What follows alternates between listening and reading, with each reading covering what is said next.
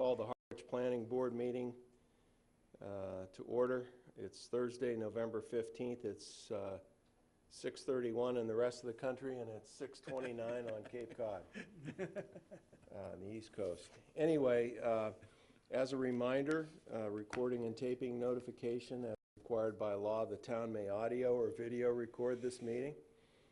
Any person intending to either audio or video record this open session is required to inform the chair. And in this case, I'll allow you to inform Charlene because she's the one who really runs the meeting. No, I don't. You do. So, anyway, it's good to have you here this evening. And what we have is an abbreviated agenda. Part A, the public meeting, has new business. That's a presentation under 1A, presentation by the Cape Cod Commission staff on the update to the regional policy plan. We've got meeting minutes and advisory opinions and so forth, but if you'd like, the floor is yours. You can either sit or stand at the podium. Oh, do we have a remote, Caleb? Or do I have to do it? This is a PowerPoint? Yes. Yeah. Would you like me up here? Wherever you're more comfortable.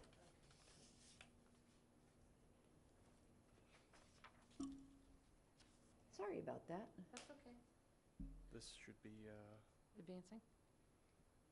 should be.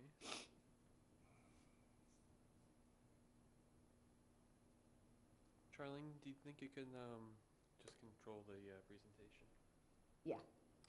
Oh, that Sorry about could that. be a little bit, all right. Well, I'll do my best. There's a Okay, and I've seen this a couple times, so I Yes. might know when to go. You can, I'll like do this. Okay, Right, all it'll be right. a Sorry tag about team. that. No, that's great.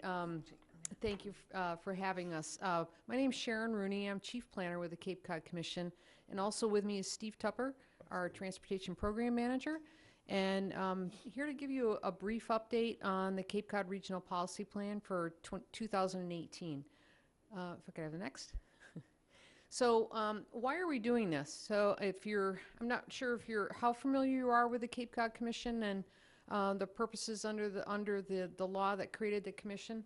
But we're required to update the regional policy plan every 5 years. So this is the 5th update since 1990 when the commission was first established.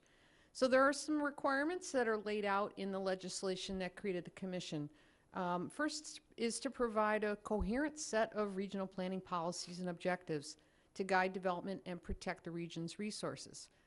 Also, we need to identify critical resources and management needs for the region.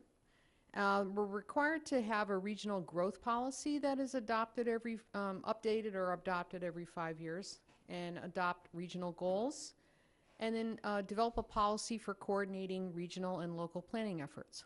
Charlie, next. You're right on top of it. So, like I said, this is the fifth 5-year update. We're actually a little bit behind schedule for a draft plan, but we did start the process on time in the 5-year horizon with a survey in 2014 of homeowners on Cape Cod, and also conducted a series of sub-regional hearings in 2014. We had, in the next year, we had a series of stakeholder meetings that were unveiling some new tools and data that the commission had developed for communities across the Cape. And in 2017, we completed a survey of second homeowners. So we had 2 surveys to give us some background data.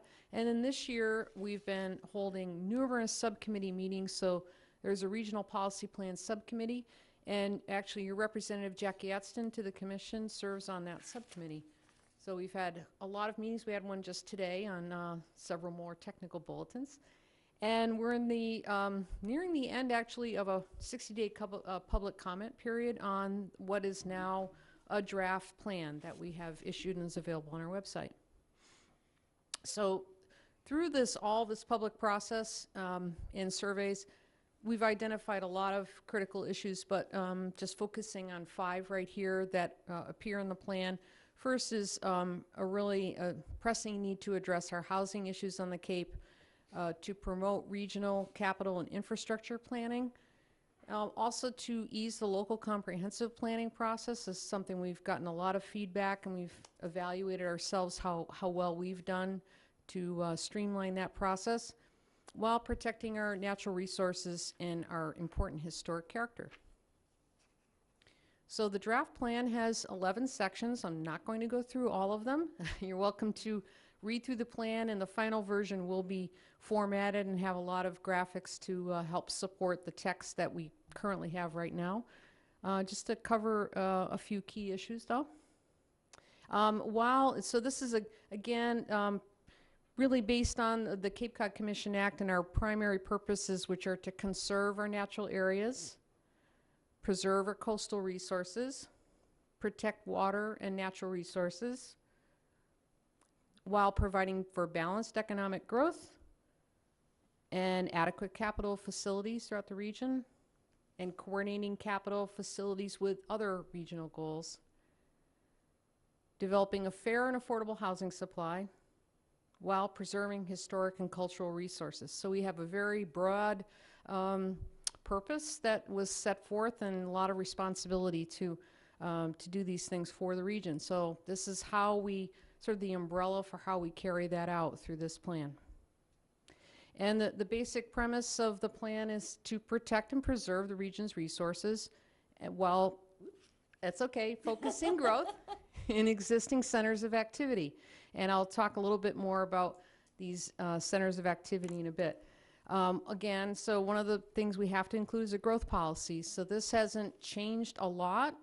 It's always been focused on focusing growth in centers of activity. They've been defined in different ways throughout the different plans, while protecting ecological, historical, and other resources.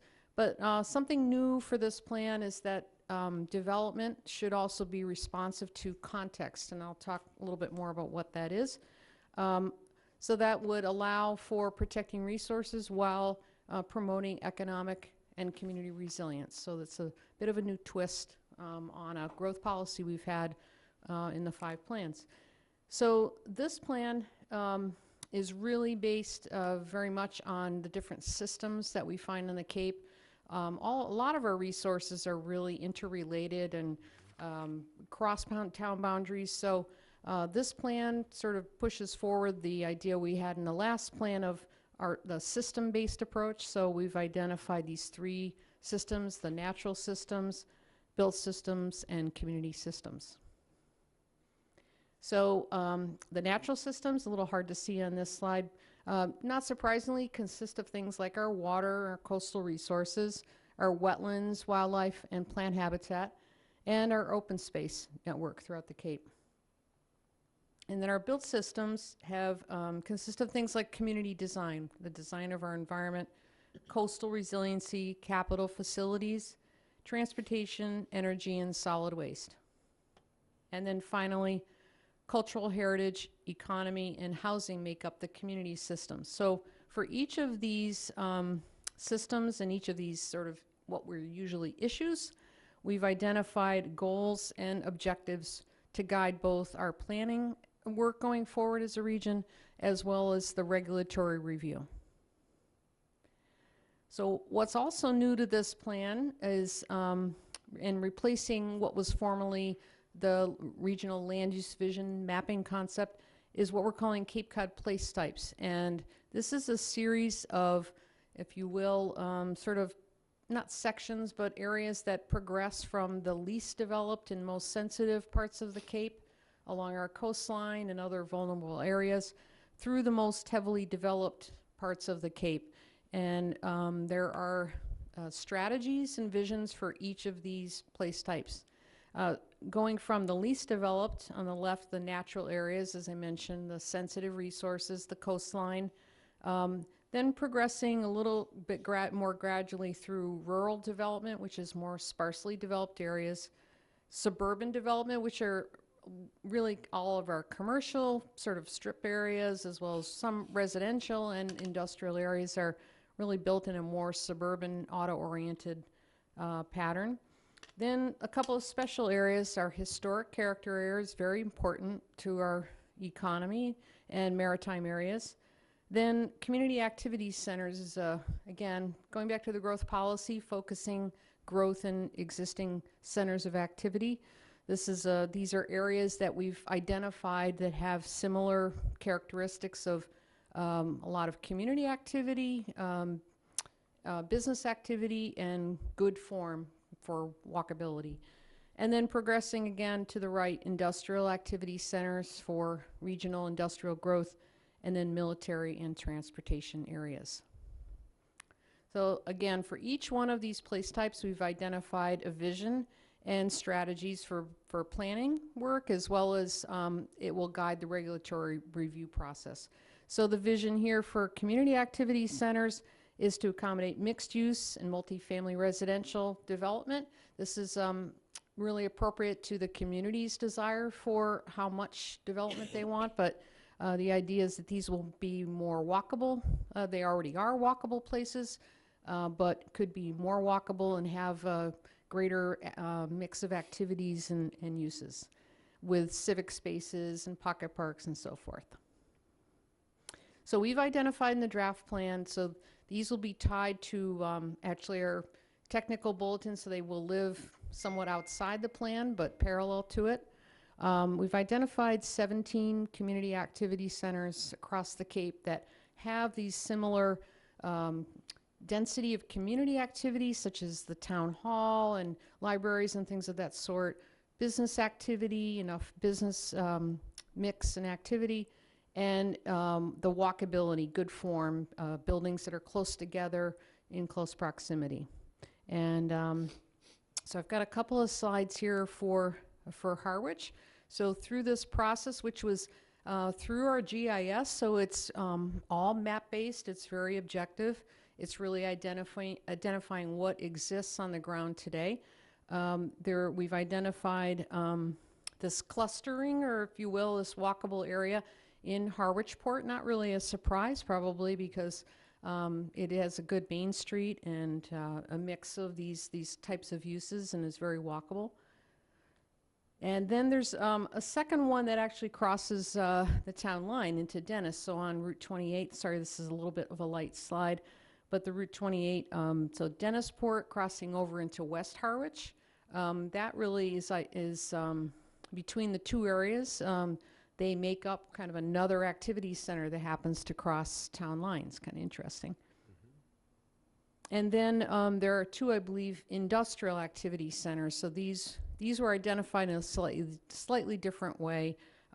They consist of industrially zoned land, but have enough land area that is free of significant natural resources and other constraints that should be reserved for industrial uses. So there's one in Harwich solely that's off of Queen Anne Road. And then the second, again, you share this with your neighbor town of Dennis. Second one that's really, well, Great Western Road. Great Western Road, thank you. You're A welcome. little spacing out there, and I've driven that way many times. So, so you know, considerably two industrial activity centers that you share, one of them with your neighbor, and two community activity centers in these range of place types. So I just wanted you to have that information going forward. So what does this mean, or what are we also doing in terms of our regulatory review? And over the years, I know we've had a number of projects in Harwich, but in recent years, probably not quite as many that have been reviewed by the Commission as developments of regional impact. But we have looked at our approach to reviewing developments of regional impact across the Cape, and are adopting a new approach in this plan that is based on those goals and objectives that I described across those systems, and then guided by a series of technical bulletins that provide a lot of detail and different methods, or sort of a range of ways a project can meet the goals and objectives. So it is a more flexible approach than the current plan, which has over 200 what we call minimum performance standards that have to be met by each project, regardless of where they are, whether they're in an activity center or they're in a more suburban area. So this is more context-based. That's the whole purpose of it.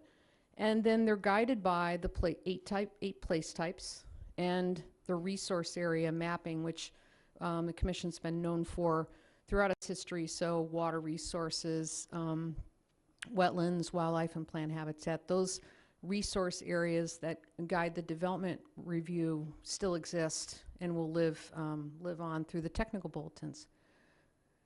Couple of other things. We've also want to, as a region, track our progress in meeting the goals of the plan and the vision of the plan.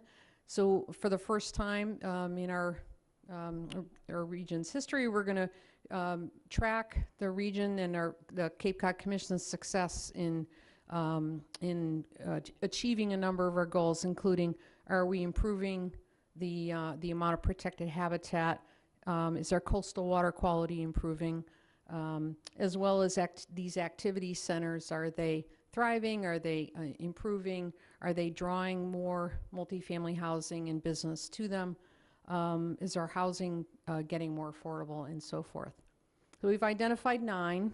We started with many, many more than that. Took us a long time to sort of narrow it down to a reasonable number that we thought we could actually measure and keep track of.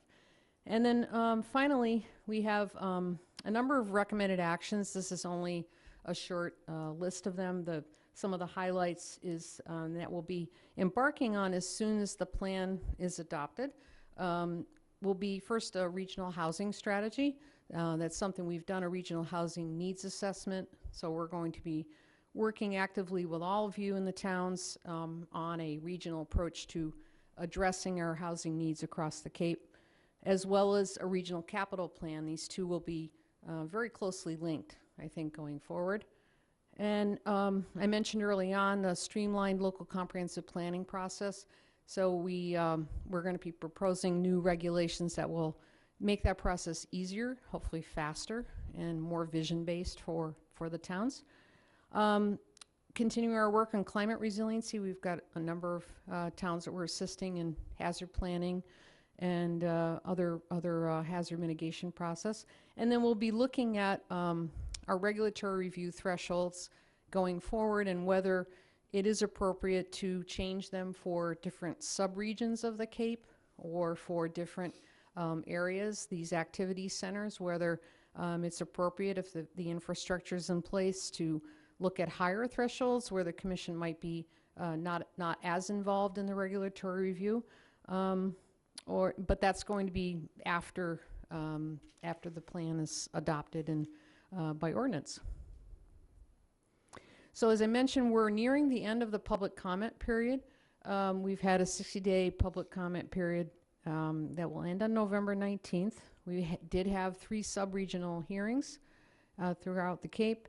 Following the close of the comment period, we will have about 30 days to make any final revisions on the plan. So we've been accepting comments, and we'll be taking any written comments or verbal comments and doing our best to incorporate any changes we can into the final version of the plan.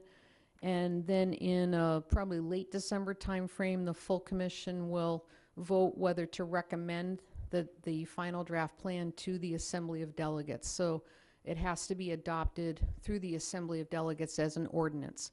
And that would hopefully be submitted by the end of the calendar year. So we're trying to make up for our sort of late start in getting a draft plan together. And hopefully we've got a good product that will meet the needs of the region and be current with sort of some of the changes that have taken place in more than 5 years since we last had a plan. And then the last slide is just ways you can get more information if you want to download a copy. I don't know if you received a copy or not, or if you want to submit comments either as a board or through Charlene to the Commission. These are a couple of ways you can do that. And that is it for my presentation, but Steve and I are happy to try to answer any questions you have or take any comment you have. Charlene, any comments? No, this is actually the third time I've seen a similar presentation. I think that, and I've actually been involved in reviewing every regional policy plan that there's been since it started, because I've been on the Cape now. This is my, oh, God, I'm just starting my 32nd year as a planner. Congratulations. Ugh. I was 12 when I started. And I like the approach that they're going with some of the, I'll call it simplification in some ways of how they're going to be doing some things. I like some of the additions that they've done and how they're going to be reviewing things. I really like the idea of helping to streamline the whole process for the local comprehensive plans, because in the past it has been very, just it's not been a smooth thing. There's a lot of to do. material, a lot It's of a lot of information material. that's been required in the Right. past. In the past, for instance, if you had an approved housing plan, you had to still write a housing section, and now they're going to do a little bit so that you can use your existing materials. And that's why we're putting forward, we're actually going for money this next fiscal year to update our local comprehensive plan. Oh, great. So, so I think that the direction and the changes that they're doing are very, very good. Yep. And I've already given some comments. Sharon was nice enough to come in and sit down with Cindy Williams, the director of the chamber, and I, to go over some of how the activity centers were created and the methodology and the thought process. And we were pleased with what we saw for information. So, good work, in my opinion. Thank you. Great. Are there any comments or questions from the planning board? Mr. McFarland? My question to you is, when you finally have it put together, in December, I guess, does the Assembly of Delegates have to approve it? Yeah, they have to adopt it as an ordinance, so we submit it, the Cape Cod Commission, if they vote to recommend it be forwarded to the Assembly, then the Assembly's time clock for approval starts. I believe they have 45 days to either vote to adopt it as an ordinance, as a law basically, or return it to the Commission for further study. So yeah, the Assembly of Delegates has the final vote on any ordinances or regulations that the Commission adopts. We don't adopt them ourselves. And not the county commissioners? No, it goes through the county commissioners, so they sign off on it, but it's the Assembly of Delegates. So it, it requires a vote of the Assembly, a majority vote by the Assembly to pass it. Thank you. Thanks. This is Dave. I have a question. Go ahead, David. Sorry. Is there a sub-body of the Assembly of Delegates that you have worked with during the course of developing the plan, so it doesn't necessarily just hit them cold at the final approval process? We haven't necessarily had a subcommittee of the Assembly, but we did go and make a presentation to the Assembly of Delegates, I believe, might have been in October, on 2 occasions actually. So we have given them an overview, like we've given you, of the draft plan, and they seem supportive. They just asked us to come back, of course, when it's in their process, and we will give them a full presentation, and they'll have ample time to review the full document. But yes, we have been in communication with them. Good. Thank you. Thanks. Anything else, David? No. Craig? Mr. Chairman, thank you. Sharon, I think that one of the, I don't know if I have the right catch-all terminology, but was preserve natural resources. And then I did see a slide that there was climate something. Yes. So my question is, how much emphasis is placed on climate change, really separate, although it's not separate, but as its particular threat to the entire Cape, not just to preserve natural resources, but preserve, what's Red River Beach parking lot going to look like in 20 years? And so the second half of that question is, if I understood correctly, this is a 5-year plan, and you do it every 5 years. Yes. is this 5-year plan looking out farther than 5 years? Are you looking out 20 or 25 years at a high level, or, and my emphasis is on climate change. Sure.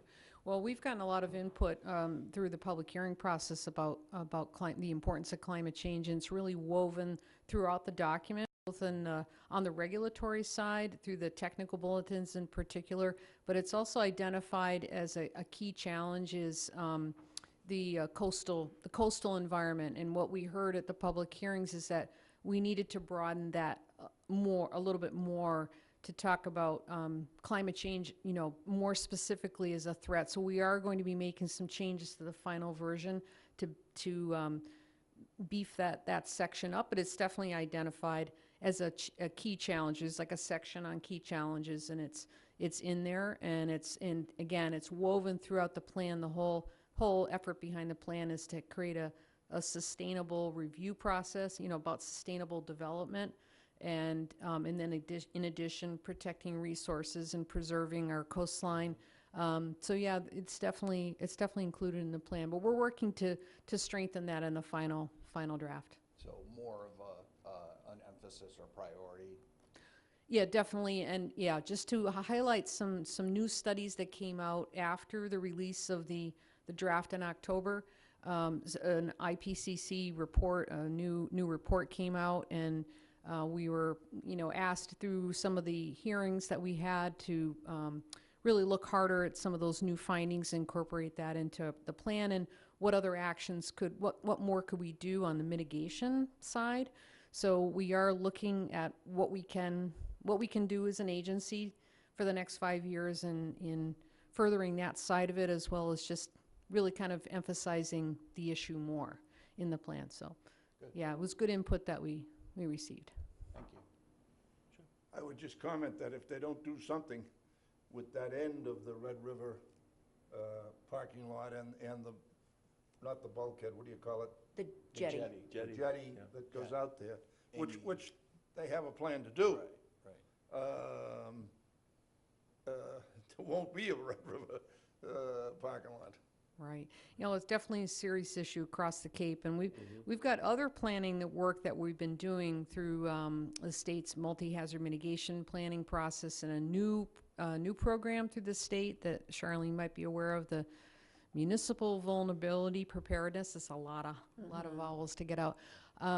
There's a new state program, so these programs go through one of them, the MVP, has a climate change lens, and it involves stakeholder engagement. And at the end of the program, a town has a completed sort of list of actions, and then you're eligible for grant money to implement some of the key actions. So we've been involved in other planning efforts besides the regional policy plan to help the towns get prepared and be eligible for money to do something about it. So it's part of our work. Yeah. Yeah, I just have sort of one, actually more of a comment, but also a question. I was very happy to see that you're addressing the issue of, the local communities developing their own comprehensive plan and trying to, ease the process for communities in doing that. As Charlene has mentioned, that's one of the issues that we've been addressing, and, we know we need to get going on that effort relatively soon. Does the Cape Cod Commission give any assistance to local communities in helping to develop the process to develop a comprehensive plan, and maybe technical assistance in putting together that comprehensive plan? Yes to both. And so the first step that we'll be doing is to revise our own regulations so that the process is easier and more streamlined, and really we're going to focus on what is required under that same legislation again that created the agency. So it has very specific requirements, but not necessarily the universe of things that we've required in the past. And so we will be working to streamline our own regulations, and then we've always been available to the towns to provide technical assistance. And one new thing that we're developing right now is a data sort of warehouse or data I don't want to say portal, this word is getting like a lot of bad, bad press within the agency lately, but a way for the commission to have data available to each town about your community, about your existing conditions. So we're going to have that for each town going forward. So that'll help you do a lot of the legwork, that instead of you going out to chase out, your existing community, all these different features of your town. We're going to have a series of information that's available to each town, hopefully very soon. And that will help sort of give you kind of a leg up in starting the process. And then it's going to be much more vision-oriented than doing technical studies on, transportation, or which we've required in the past. But things have really changed, and we do an awful lot of studies now for the town. Steve can talk about that more. Along a lot of our highway corridors, Route 28, 6A, all these, we've done a number of corridor studies. So we have a lot more information now than we did 10 years ago. That we can provide for you. So why duplicate all of that effort? So yes, we can help you develop sort of a plan for how you go about your visioning and preparing the plan. I'm going to provide like a template for how to do it, and hopefully a lot of data to help you get started. Okay, that would be extremely helpful. And I think once you get your regulations in place, I think it might be a good idea for us to meet with you and talk about that Sure. in more detail. I have her on speed dial. Somehow that does not surprise me. No, I'd be happy to Okay, come great. back, and I've already had a request from another town to do that. So I'd definitely be happy to work with you on that and come back and talk specifically about the comprehensive And plan. at least speaking for myself, we'd be happy to go and meet with you at your offices. Sure. If you want to get out and come down to Barnstable Village, it's always happy to welcome you there. Okay, thank you. Sure. Mr. Chairman? It looks like really great work. thank you. I just read a recent article, I don't remember the details, but essentially, what are we going to do about getting on and off the Cape, build a third bridge, blah, blah, blah. Is that within are you driving that? Is that within your bailiwick? Are you an input to it? Or is it Mass DOT and? It's a good segue to my Actually, it's cohort Army here, Corps of Steve. Engineers. I'll turn that over okay. to him. Yeah. So thank you for giving me something to do while I sit here. So certainly transportation is under the umbrella of the regional policy plan. We also have issue area specific plans, a regional transportation plan that deals with that specifically. But as staff, we are definitely very involved with the canal discussions. There's two parallel discussions going on right now. The Army Corps of Engineers is doing an evaluation of the Bourne and Sagamore bridges to decide whether they're going to continually repair, or replace the structures. There's a series of public meetings in early December you may have heard about. Those are certainly an important way to get involved in that. And then in parallel, Massachusetts Department of Transportation, Mass DOT, is doing a canal area study that looks at the whole infrastructure approaching the bridges. So that's been going on for a number of years, but that'll be wrapping up in early 2019. Both of those agencies are working together much more than they have in the past, so that's a good thing to see. And we're staying very involved with the process. So certainly public input is important, but as an agency, we'll continue to advocate for the region in those settings as well. Okay, thank you. Anything else? So I'm very pleased that both of you took the time to come and talk to us, and I know all the hard work that Charlene has done on our behalf here in Harwich has been greatly appreciated, and all of the green work that's been done and those sorts of things that I think help set us apart a little bit. So let me ask a question that I like to ask, it doesn't matter.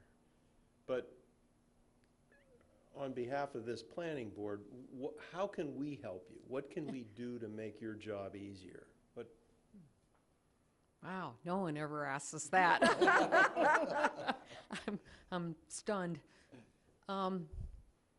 Support the plan.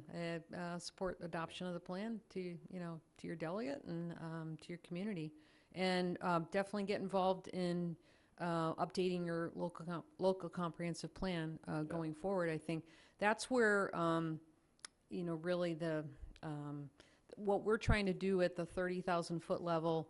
meets the ground is what you do on the town basis. And so we can adopt these policies for the whole region, but we need to, we want to have the communities be consistent with the regional vision and the regional goals. So that's the idea.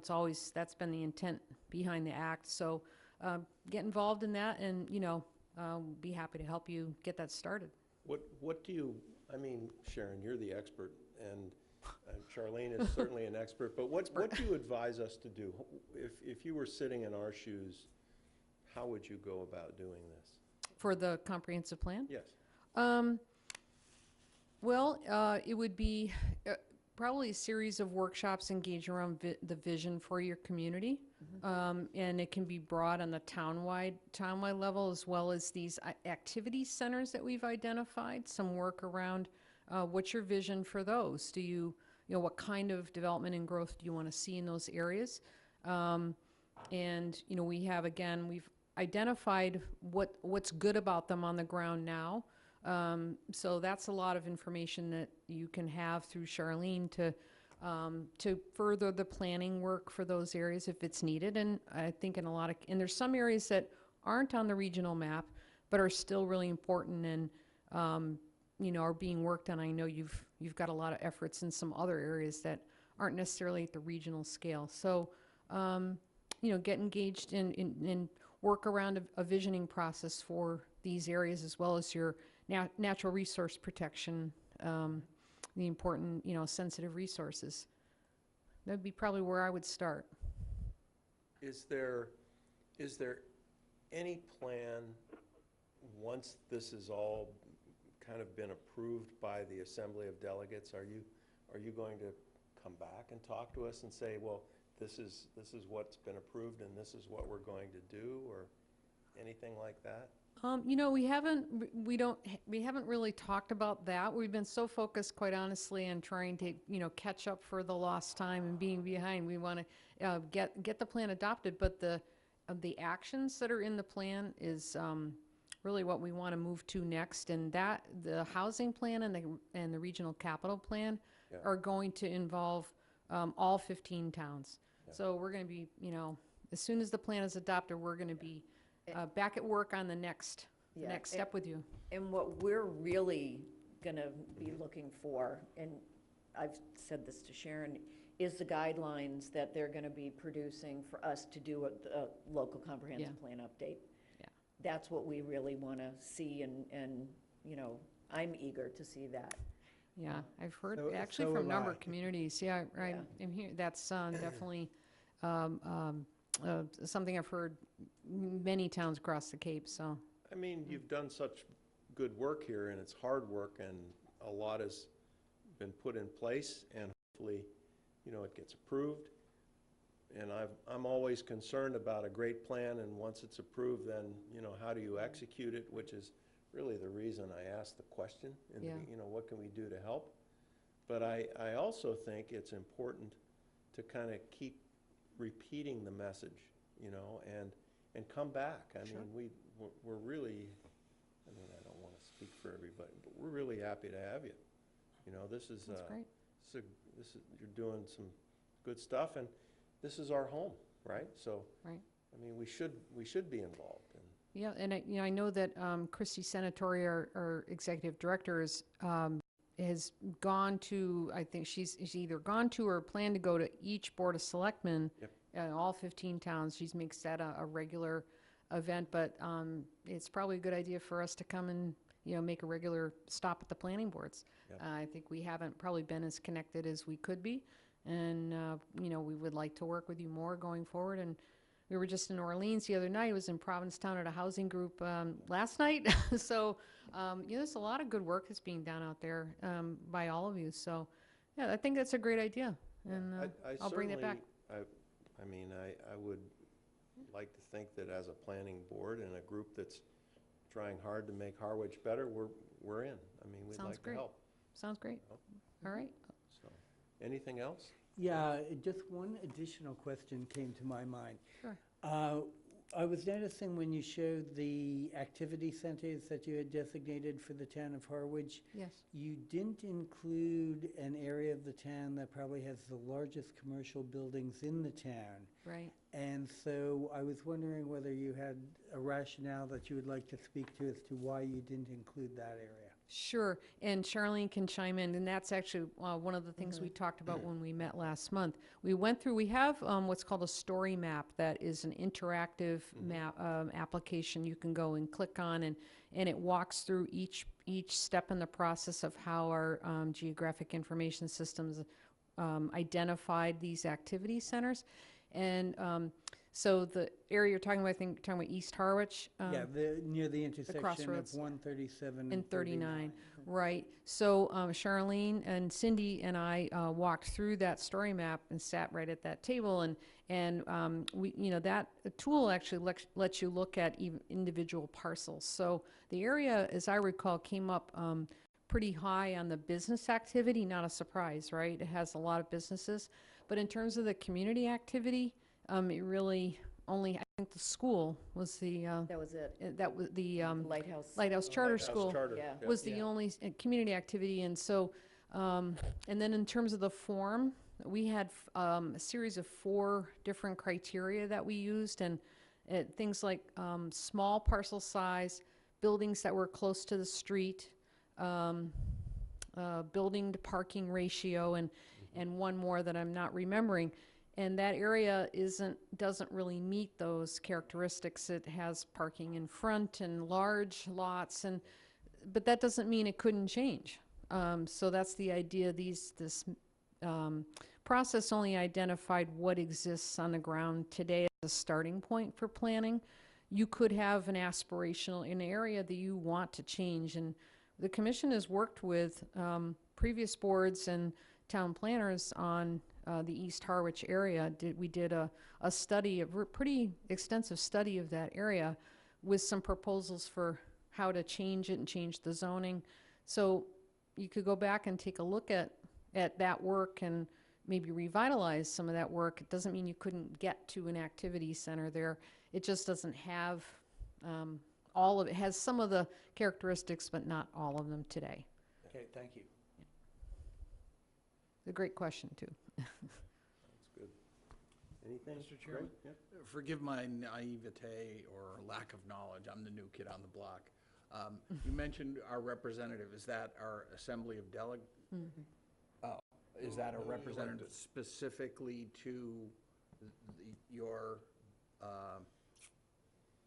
Cape Cod Regional Planning? The selectmen appoint a representative from Harwich Okay. to the Cape Cod Commission. And to the Cape Cod Commission and to the Assembly of Delegates. So each town has an Assembly of Delegate. And that's voted. Yeah, that's voted. That's an And elected. Jackie Eston is your Cape Cod Commission representative, and she serves on the Regional Policy Plan Subcommittee that's been reviewing the draft version of the plan and all of these technical bulletins. There's been a lot of detail on how a project review can meet the goals and objectives. So she's been actively engaged in this plan update.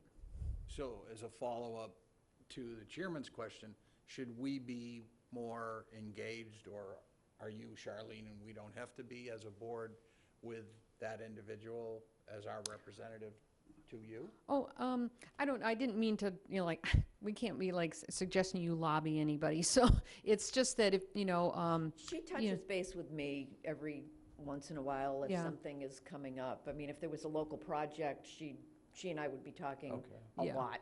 yeah.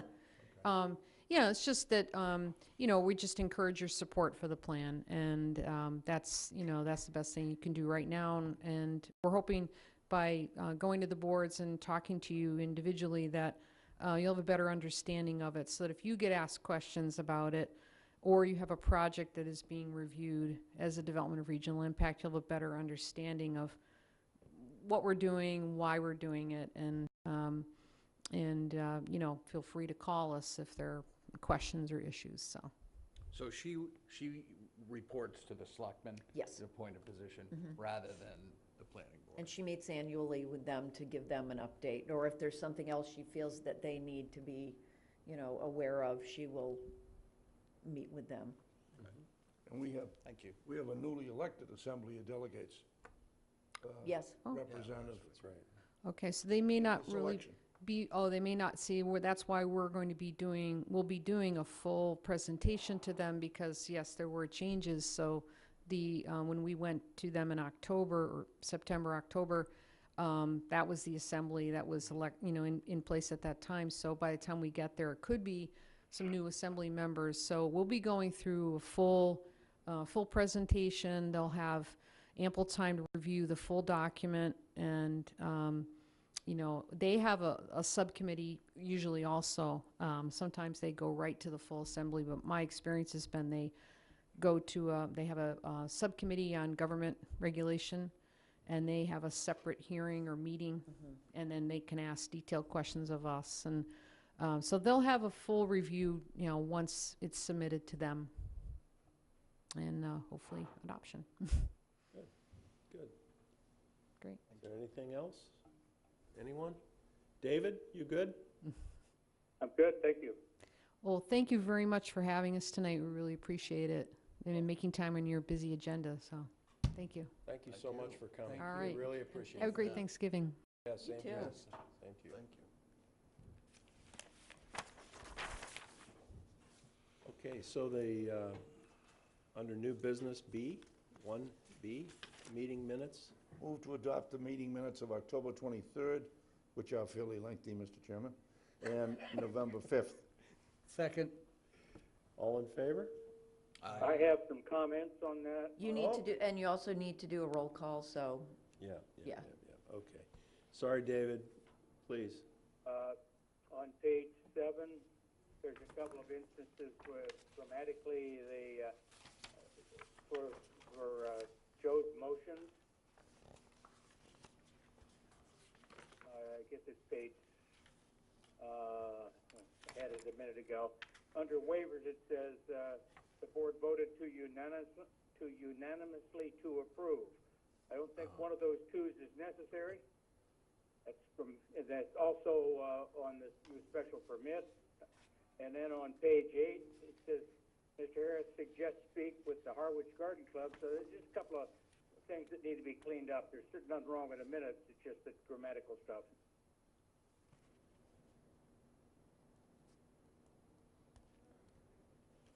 Do you have any amendments you want to make to them? We just delete one of the twos. in The- those, the second- two motions. the second two, and then on page 8, it should say Mr. Harris suggested speaking with. That's correct. Those are appropriate changes.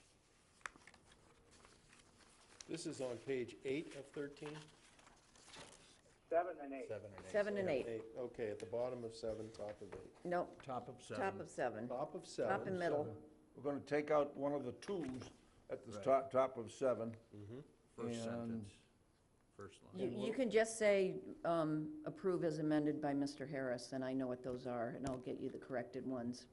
I'll correct my motion or Okay. amend my motion to say, excuse me, approve as amended by Mr. Harris. I'll second that. Any comments or questions? All in favor? Aye. Aye. Aye. Aye. Have to do roll call, Jim. Okay, all right, so we've got to do the roll call, David, since you're in absentia.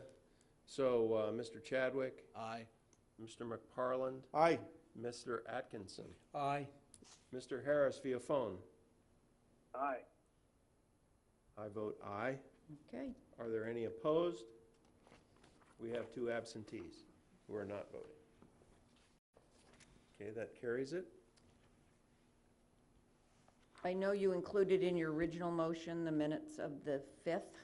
Yes. I don't know if there's any corrections that need to take place on that. I abstain on the 5th. I wasn't there. You plead the 5th? No, you abstained. Oh. Okay, so I guess we should call the roll on this as well. You need to call the roll on that. So, Mr. Chadwick, Aye. Mr. McParland, Aye. Mr. Atkinson, Aye. Mr. Harris, via phone, Abstain. abstain. Mr. Joyce, aye. Okay, Carries? Yep. Okay, the next, advisory opinions, Zoning Board of Appeals, November 28th, 2018. The Historic District and Historic Commission, November 20th. Ms. McFarland? Just a comment, Mr. Chairman. Case 21833 at 42 Pilgrim Road. That's a case that, excuse me, No problem. is scheduled for November 28th. And I happen to be in that neighborhood today, and that house is already demolished. I don't know what, not our problem. It's the Zoning Board of Appeals question, but in any event, so be it. Just a report of, nothing we can do about it, or nothing we should do about it. Yeah. It's the Board of Appeals issue. I just reporting my observations as I go about town. So, Charlene, I have a question about that. I mean, I don't know the particulars, so I can't speak to it. you can't comment on it, huh? Unfortunately, there are times where someone comes in for approval to do an addition, Yep. gets a little overzealous, and next thing you know, it's gone. So this may be an after-the-fact Yeah. application. There may have been fines issued. I don't know. Yeah, okay. Any other comments on any of these other issues, Charlene? I have none, no. Chad? I have none. None? Joe? Nope. Jim? No. David? Any comments? No, sir. We have no one attending, so there are no public comments. Charlene, what is expected of us? If you have no comments, you have no comments. No comments, okay. And I'm assuming it's the same for historic. Okay, historic?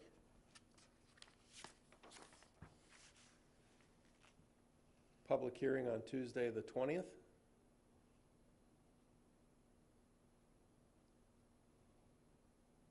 Notice of intent, which is 2018-21. Another notice of intent, 2018-23.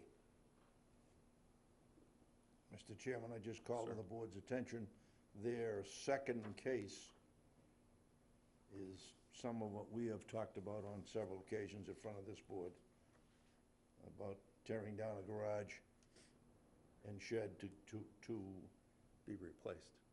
be replaced with additional, Yep. it says attached, but Yep. it's It- additional living space. It is an attached, Yeah, It is, yeah, the garage and shed are attached, and they're building like a family room.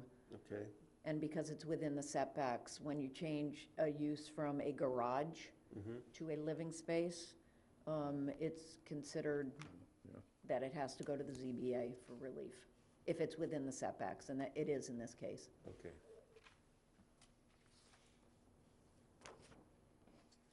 Okay, are there any actions, Charlene, that we need to take? No, sir? Any questions or concerns? Any opinions? David, in absentia or on the phone?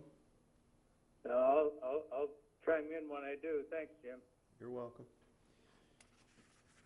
Okay, if it's okay with the board, if it pleases the board, should we endeavor to continue on old business? Zoning review, continued review and discussion. Charlene, Yes, let me get there, sorry. it's okay.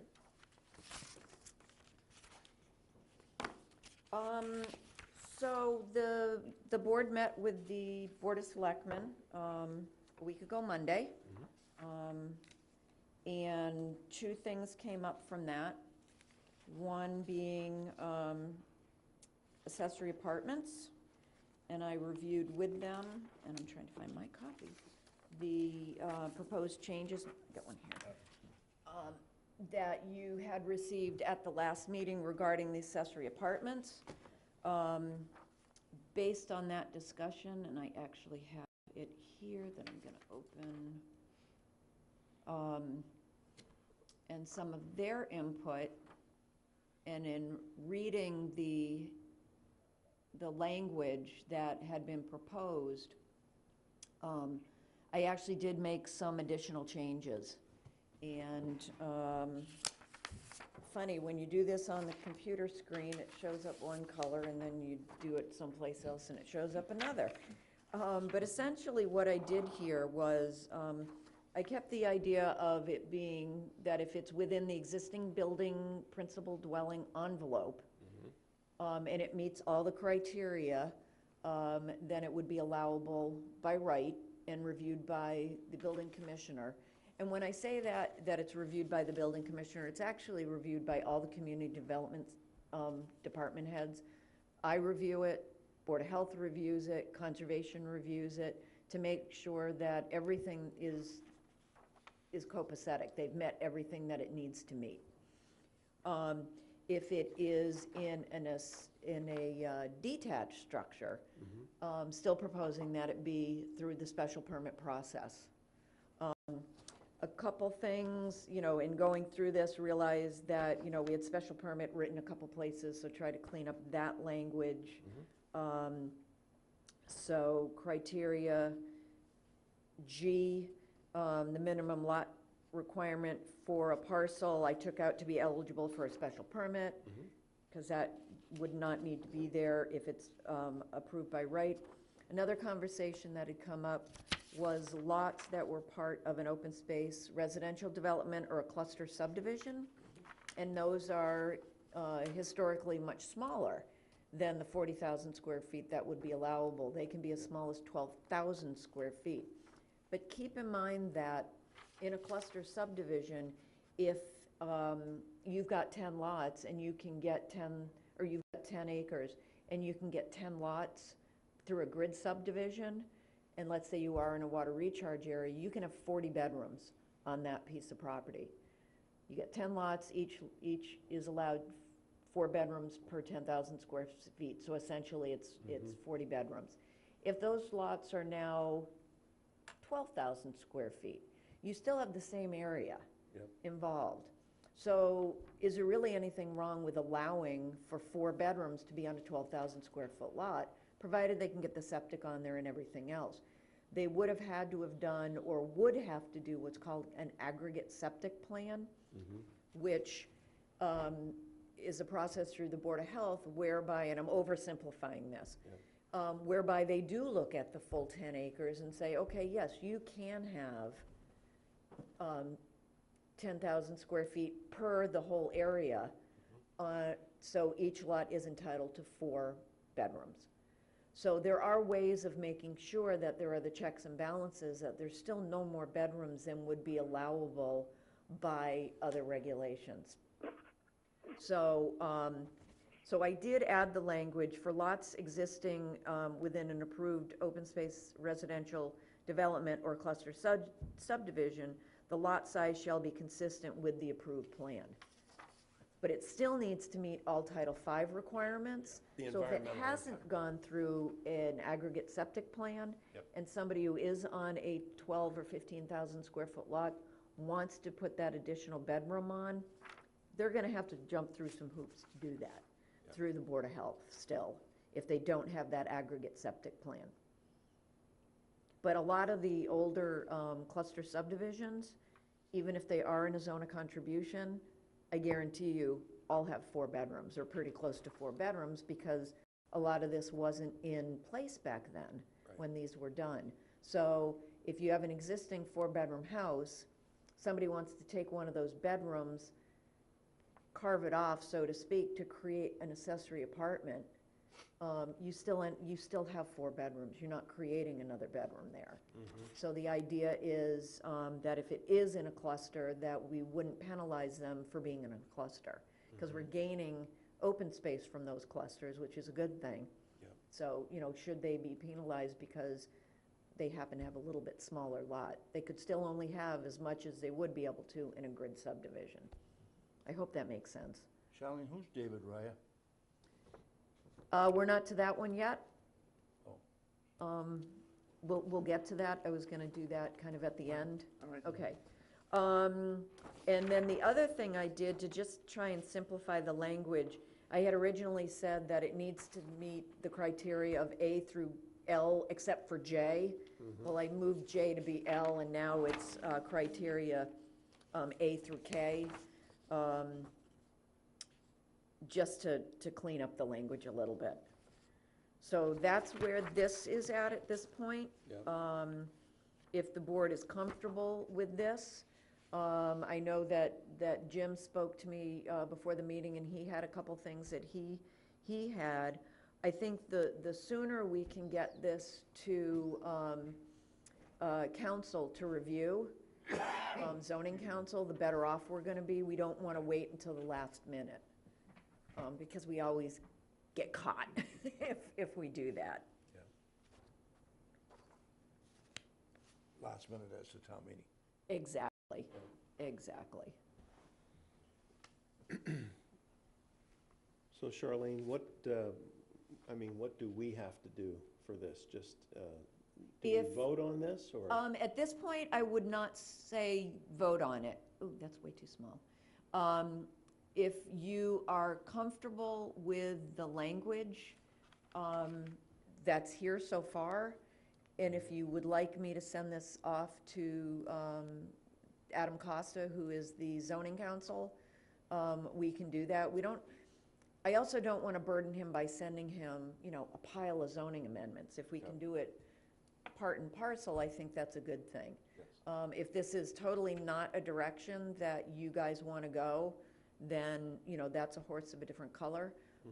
I know that the selectmen are eager to do this, so I not only work for you, but I work for them. Yep. And they can always sponsor a zoning article. You just hold the public hearing at that point. Okay, so, Craig, any comments or concerns with the document? No, sir. Joe? No? Jim? Yeah, I had two things, really. The first one is really a question for Charlene. I noticed for the accessory apartments within the existing structure, you've exempted them from the criteria relating to traffic hazards. Is there any rationale for that? Building commissioner can't make a judgment on that. That's a criteria that really only the zoning board of appeals can make through the planning board through the review process. It's not a criteria. They still need to provide an off-street parking space. That's a requirement. Right. But that's really, quite frankly, it's a judgment call. It's not a yes or no thing. Does it have a parking place? Yes, it does. Does it have the minimum square footage? Yes, it does. So the create traffic hazard or volume greater than capacity affected streets, that's not for the building commissioner to decide. Okay. Is there anybody in town hall that can make that determination? We look at it, quite frankly, quite subjectively. Okay. When you get an application for this, or when the ZBA gets one, because it may Right. trigger their review because it's pre-existing non-conforming, we look at what the street is, we look at what the uses are on that street, and we make a judgment call to you saying, we feel it meets all the necessary requirements, or we're concerned because of this. They've shown that they have a parking space, it's zoned for the use that's there, that kind of thing. So, the other ones are more fact-based. It meets Board of Health, it meets this, it meets that. This one is a little bit more subjective, and that's why it really shouldn't be part of staff review, because we're not supposed to be subjective. We're supposed to be, it needs a permit, it doesn't need a permit. It meets it, it doesn't meet it. Okay. So that was the only reason why I said, ooh, the building commissioner is gonna go, how am I supposed to determine that? They've shown that they can get a parking space there. The parking space, it's not backing out into the road, that's pretty much all he can do. Yeah. I mean, I just have probably more concern about what that states about being within the building means you can do anything with regard to the traffic. I think in reality, that's not the case, since we're only talking about a limited use unit.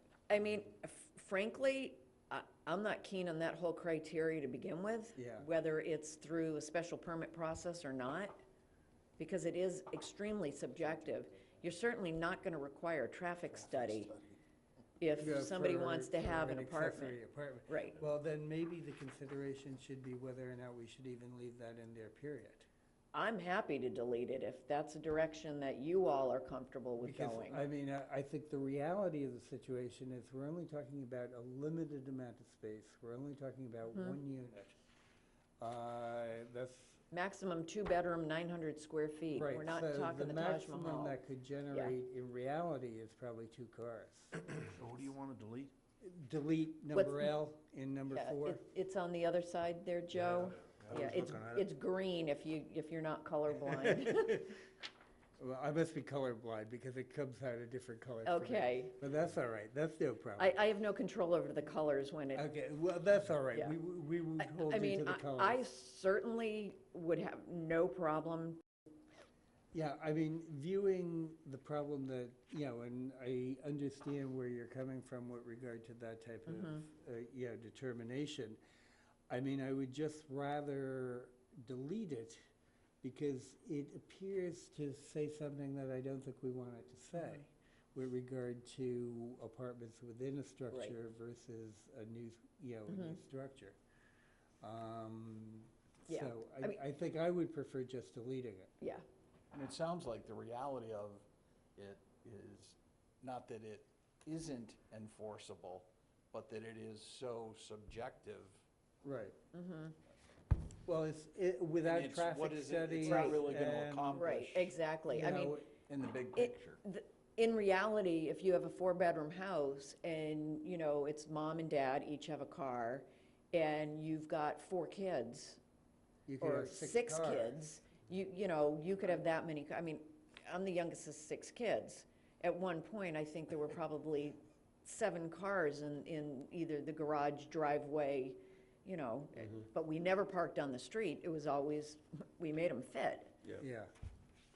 So, okay, well, my desire then would be, in view of your comments, just to delete L, if the rest of the board thinks that that's the appropriate way to go. Now, my other comment is that the. We don't need a motion or anything. No, we don't No, need you don't any need a motion. This is If just you're an open comfortable with it. discussion, Joe. That's all. I'm comfortable.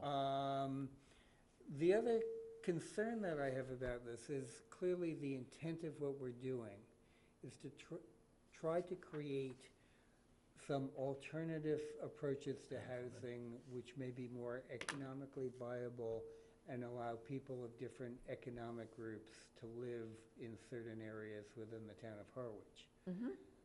My concern in reading through this, and maybe there's a section someplace else that I'm not aware of, is that how do we prevent, can we prevent, or should we prevent these units from being short-term rentals, especially during the summer, especially with the prevalence of Airbnb and that type of thing on the computer, where it is very easy for an individual to just put an ad on the computer and have anybody come in and rent.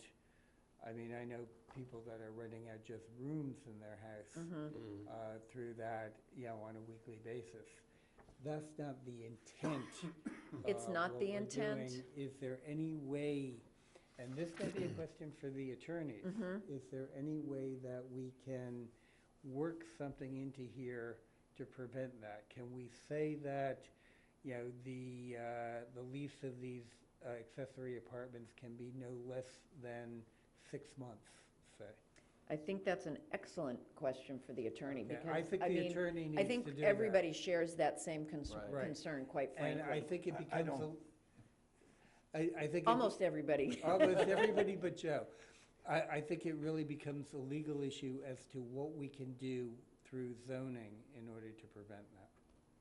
And I would say at the outside of what you just said, even a year, because I would hate to see the objectives that we spelled out would not be met even if somebody didn't rent it on a weekly basis in the summer, but they rented it for the summer, even to one party or for the 3 months. I and mean, it sits the vacant reason for I the used other. Yeah. 6 months was the issue of, somebody's parents or in-laws who live in Florida come back and rent this accessory apartment for 6 months during the summer. I don't think that would be a problem. Right, and I don't know if it happens in this community, but when I worked on the Outer Cape, there were folks who were putting in accessory apartments to house their staff for the business that they owned. Oh, yeah, yeah. So, and that was, it's something, a lot of times that was seasonal in nature, it might be April through. So I Yeah, I so don't that think you'd may want to limit it to a year, Right, so because that may you may be not 6 have 6 that. months, yeah. Right, But, and I've heard of situations where people have, as you said, an accessory apartment, and the homeowners actually move into the accessory apartment during the summer and rent out their main house because they can pay for their mortgage in 3 months. well, that's how some people can only afford to have their mortgages Yeah, too, so, right. yeah. So if we could ask the attorneys Yep. that question and see what they suggest. Mr. McFarland? Just my only comment would be that this entire thing that we've just finished discussing really applies to the area from 120, from 28 to the water.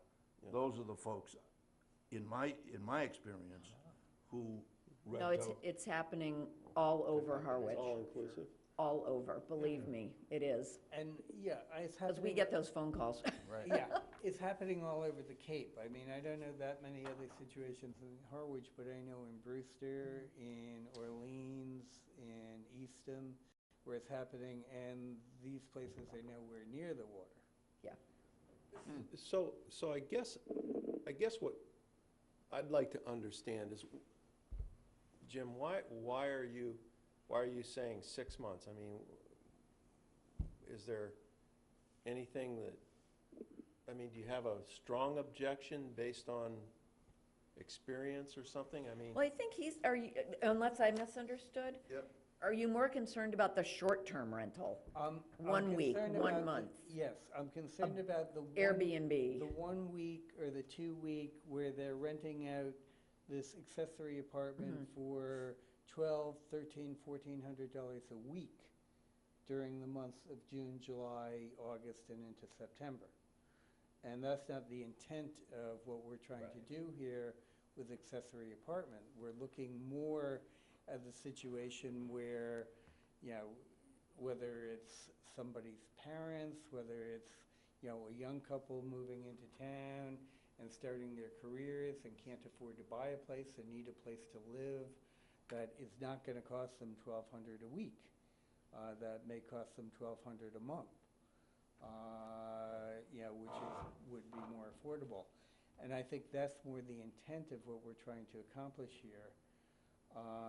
And I'm concerned that by opening this up, there will be a lot of people that will see it as an opportunity to develop apartments that they can rent out for $1,200, $1,300, $1,400 a week during the season. There's another concern, and that is subletting something that we can guard against. One person rents it and then sublets it by the week to other people to make a few bucks on it. I don't even know how you'd control that. Yeah, I mean, You can't control. I don't know that we can control any of this, to be honest. Exactly. Yeah, that's the real question. Yep. Yeah, and I think that's the question we need to ask our attorney, whether we can control it, and if so, what is the best way to do it? Because I think it is. We have the people. Excuse me? I don't think we have the people to do it. You're basically talking about the building inspector and a part-time assistant. No, it's Yeah, full-time. housing inspector. Housing, yeah. Well, we're talking about a zoning ordinance. And I mean, you're talking about enforcement, Joe, which I think is a different issue. But we can't enforce something that's not in the zoning I ordinance. understand. I think it's worth asking the question, whether or not there's anything that can be done, that's, Right, know, yeah, that's and I different. think that's what we need to do on that issue before we go further with this. Okay, so are we all aligned on deleting L? I am. I have a comment on the second page, if you want to go back to it, Jim. Sure. Go ahead. Under 4G, Yep. it says the minimum lot area required for a parcel to allow an accessory apartment. I'm wondering, you have both lot and parcel there. I'm not sure if there's some terminology that makes that essential. Would it not be adequate to say the minimum lot area required for an accessory apartment? I didn't want to change a whole lot of existing language. That's the only reason why I don't disagree with you, but I was trying to make this as, Sounds like the parcel is allowing, and it's really the law that's allowing it.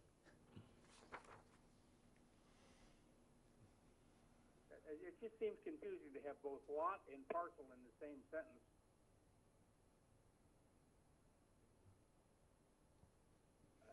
To me, it seems very clear the minimum lot area required for an accessory apartment is what it should say. Yeah. Not be less than so many square feet. Let it up to the lawyers, but Yep. just, I mean, the new language that I added for lots existing, I can say for parcels existing to keep it. Yeah. If you, oh, I don't have a problem with that. I think that's fine. if you remove the word lot after the word minimum, would that still carry the intent and solve the question you're bringing up, Dave? No, it would say the minimum area. Yeah, Right. minimum area Required for required. a parcel to allow blah, blah, Yeah, blah. there's a couple ways to fix it. I guess, Charlene, leave it up to you to determine whether or not parcel or lot is the proper term.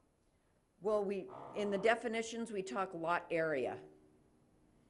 So Okay? get rid of parcel? So, well, like I said, I didn't want to, Oh, I see. I didn't want to delete so much and change so many things that it was getting even more confusing. Certainly, You know, my interest is in making it clear. You know, it's the old adage, if something can't be misinterpreted, it will be. Jim? Sir? Yeah, my suggestion on something like that is this goes into the terminology used throughout the entire zoning ordinance. I think, Charlene, it is valid just to point that out to our attorney that that was a question that was raised and see what their comment is. That's fine. Yeah. Anything else? David? Sure. Okay. Craig? Sure. Joe? No? Jim? Yeah. okay, so you'd like me to send that off? Yep. Perfect. Thank you, Charlene. Good. Good work. Okay. After I get approval to do it. Okay, so the next, Charlene, as I understand it, zoning along Route 28. Along Route 28, so I don't have a slide or even a handout for this, but one of the things that came up at the meeting, and honestly, I'm quite confused as to what the conversation was even going to be about. So I had presented for you all and the Board of Selectmen a map showing the area that's not zoned commercial. And I think it came down to, it was agreed that, okay, we shouldn't change that area. It should remain residential because it is residential except for two churches. One duplex and one multi-unit parcel. But one of the other things that came up was whether the idea of the commercial village overlay district might not be a bad idea to extend that to other areas along Route 28. And I was also speaking last Friday with a couple folks who are looking at the West Harwich area along Route 28 and having that designated as Captain Rose Historic District. And I kind of had this epiphany that, wait a minute, the Commercial Village Overlay District would be ideal for the kind of thing that they want to see happen there. You know, some of the old captain's houses, they're expensive to maintain and everything else. But if there could be a mixed use, and we use the example of the Augustus Snow House, which used to be an inn, beautiful, and now it's 5 residential units, I think. So, there are ways of keeping the aesthetics of these wonderful old buildings, but revitalizing them and using them for other uses other than a single-family home. Because some of them are just so big. And this overlay would allow us, or allow the town to do those sorts of things. It would allow somebody to think outside the box, is how I like to put it. Yeah. They're not stymied by the underlying zoning. This board reviews those and can waive provisions of the zoning if it deems that, hey, this is a good thing here. So that was just the only thing that I thought of, but it was one of the topics that, you know, the selectmen had brought up. Okay, Jim? Yeah, I am very much in agreement with what Charlene has just mentioned. And it sort of takes off from an effort that we started as the planning board. It was probably about 3 years ago, when David Smith was still here, but sort of got lost in the process when David left and Ally Yeah. came on, and then Ally left and all. And we've had some discussions about it here, but that was taking a look at zoning along the entire Route 28 corridor. You could do the overlay for the entire thing if you wanted to in the commercial Well, areas, but this no, just but was I- fortuitous with the conversation I had on Friday. Right, exactly. And I think one of the things that we were talking about in that exercise was not to do that type of overlay or to make that type of encouragement through the entire corridor, but to start encouraging more development in certain, what we were calling village centers. You know, and clearly, we have the major one, which is Harwich Port, which already has the overlay. But at that point, we identified two other areas, one in West Harwich and one in South Harwich. South Harwich being the smallest. But I think, you know, taking a look at whether or not we should be applying the same type of commercial, you know, village overlay district to those commercial centers and how we define those commercial centers, I think would be very helpful in giving some flexibility and also trying to direct some commercial mixed-use type development into those already existing centers, which seems to be consistent with what the Cape Cod Commission is looking at for, you know, a regional policy plan. And I think that might be something that we should consider. Okay. Good point. Comments? I have no comment. Right. I agree with Jim. Yeah. So Dave? that's something I can play, oh, sorry, I keep forgetting Dave's on the Okay, phone. David, any comments?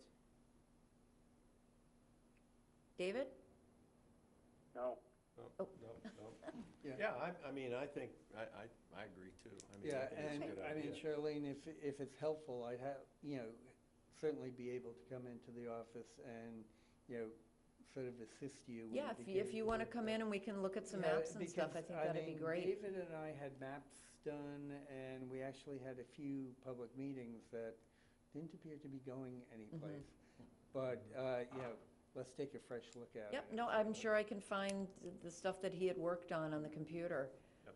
He kept a lot of stuff, which is great. Right, and, you know, we actually went out and, you know, drove through the area and took a look at the existing development and actually did maps to develop what we would consider the village areas in all areas. Right, I mean, of course, I have to be honest, I have an extreme self-interest in this because I live in South Harwich, and I'd love to be able to walk from my house to the corner to get a newspaper and a donut in the morning.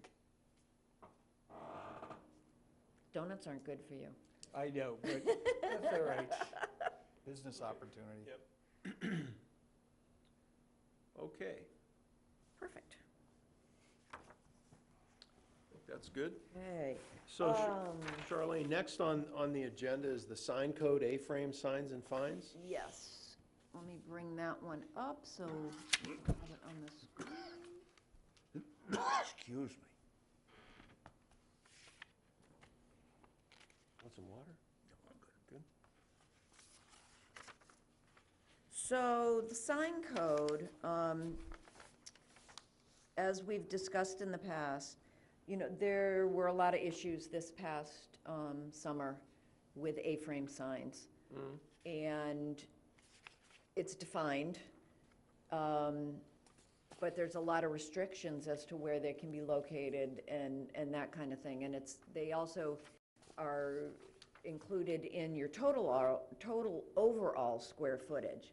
So this is something we reviewed quickly a few weeks ago. And the existing sign bylaw definition, A-frame sign, easel, sandwich sign, usually a double-faced sign, freestanding portable sign. Suggested languages, A-frame, usually a double-faced freestanding portable sign made of wood, cardboard, just kind of defining it a little bit more, but also adding no moving parts or lights. You know, it needs to be rigid and capable of supporting itself or being supported. Right now, we have no restrictions on size, how many. We had one establishment that at any given time had up to 5 of them on the sidewalk. It was a problem. It was a problem. So this is language that I actually reached out to my fellow planners throughout Massachusetts and said, does anybody have a bylaw that they like regarding A-frame signs? The response was no, but here's what I've got. There are a number of communities who just ban them outright. I don't think that's the way to go. There are others that make it, you need to get a special permit to have one. I think that's overly restrictive. So this tries to simplify it, saying you can have one double-faced sign, only one side counts towards your overall allowable square footage, which is 48 square feet. So you are allowed 6 square feet or less per side, can't be more than 3 feet. So only 6 square feet would count towards your 48. You do need a building permit. You need a building or a sign permit now. People are not getting them. The sign area shall count towards the total area. The sign may indicate, and this, you know, can be changed, only the name of the business, special events, hours of operation, or sale of product or prices. There can be only one double-faced sign per business, and it has to be located on the property. Right now, there's another provision under section 325-26, which is item number 7 here, which says it cannot be on a sidewalk, public or private. They're for walking.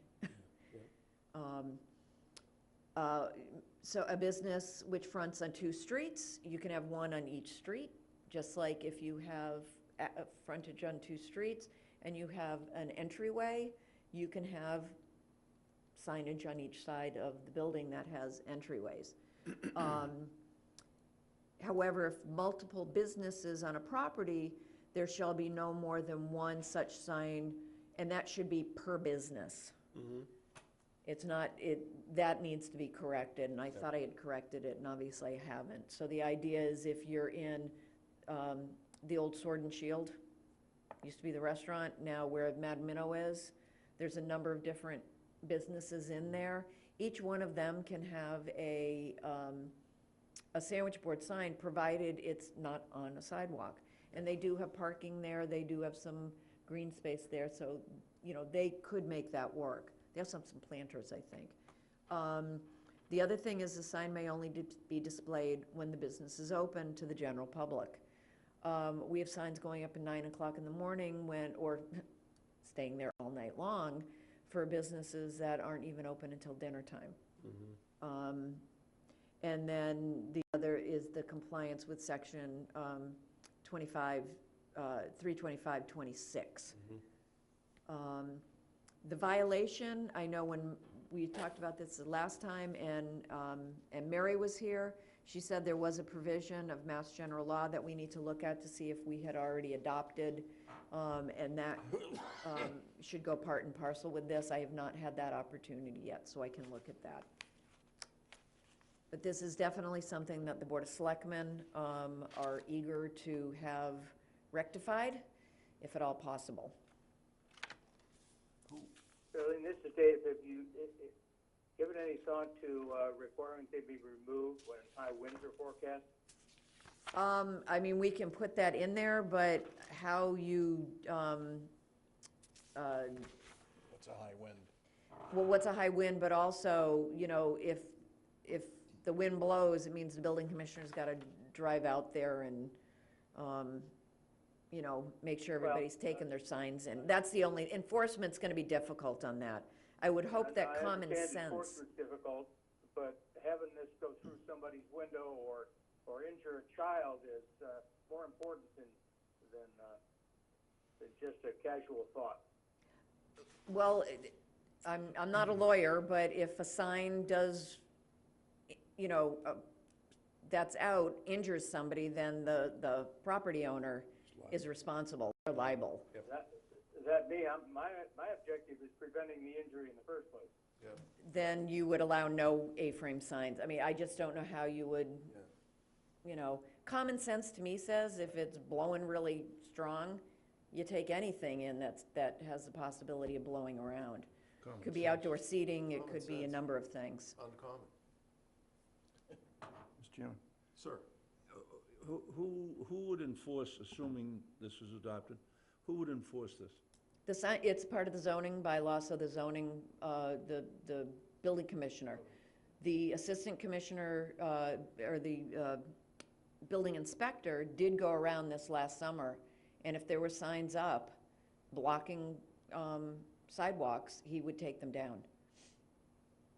And we did get complaints. We had a visually impaired individual who walked right into one. Yeah, wow. You know, because it was in the sidewalk. That's not good. Great. Did the police have any authority here? No. And they really don't want, I mean, I take it back. They have, in the past, when there's been signs in the sidewalk, gone to the owners and said, you need to get these off the sidewalks. Yep. These are public, and you can't be blocking these. Yep. Great. Mr. Chairman, eventually with whatever we come up with, will this also go to the zoning attorney? Yes. Okay. Because I was thinking, one of the things that has no moving parts, and I think I know what you mean by that, like no whirligig on the sign itself. Right. But just the nature of building a sign is gonna be a moving part, because you're gonna have a hinge at the top and some chains at the bottom. And I actually stole that language from another community. Okay, so Yeah. we'll let the attorney Yeah. would address that. I agree with you, Okay. you know. Yeah. The guideline, or the rule is going to say that it cannot be on the sidewalk. And I think with the commercial village outlay, one of the ideas is to get as many buildings moved forward and parking behind. Where does the property owner's property start and stop, and does the sidewalk start and stop? I assume to the curb, but if we're not gonna allow it on the sidewalk, where is it going to go? Yeah, that's How much room, a if really it's 3 good feet question. wide? Case Well- in point is the new building in downtown Harwich. Yeah. That's right. They can't have one. If Or it can't work, they can't have one.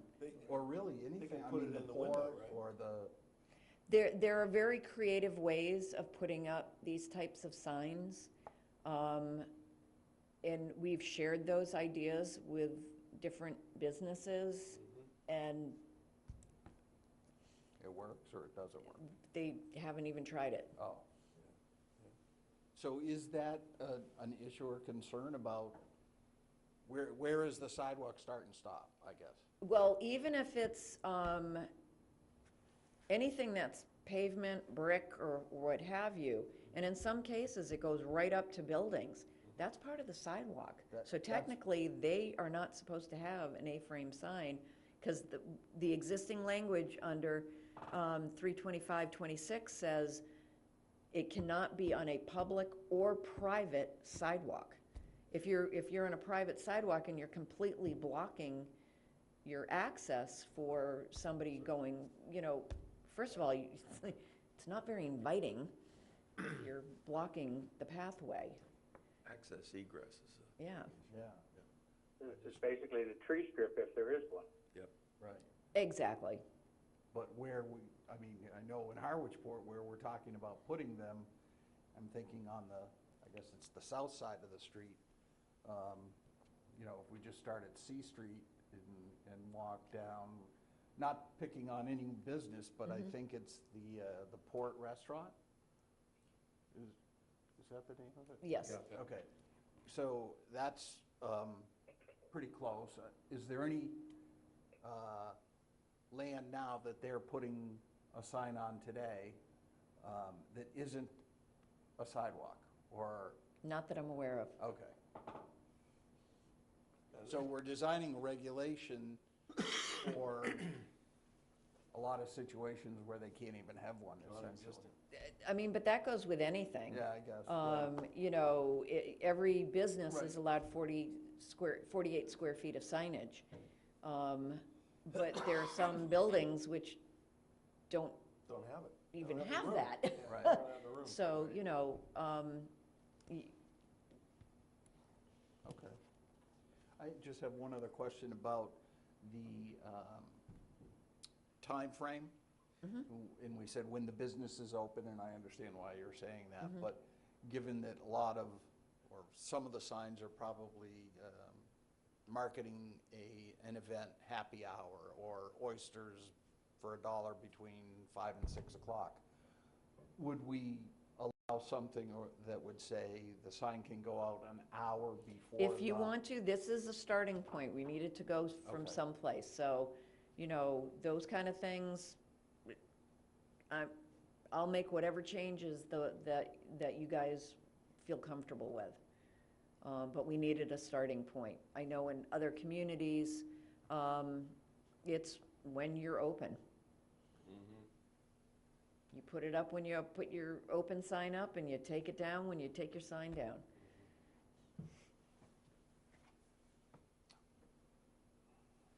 And this isn't just in Harwichport either. I mean, there are these kind of signs up all over the place. You know, I don't think we want to be too prescriptive, because somebody may want to advertise a happy hour or whatever during the summer, and there are a lot of summer folks coming in, and anything we can do to help these businesses. So I would just advise caution.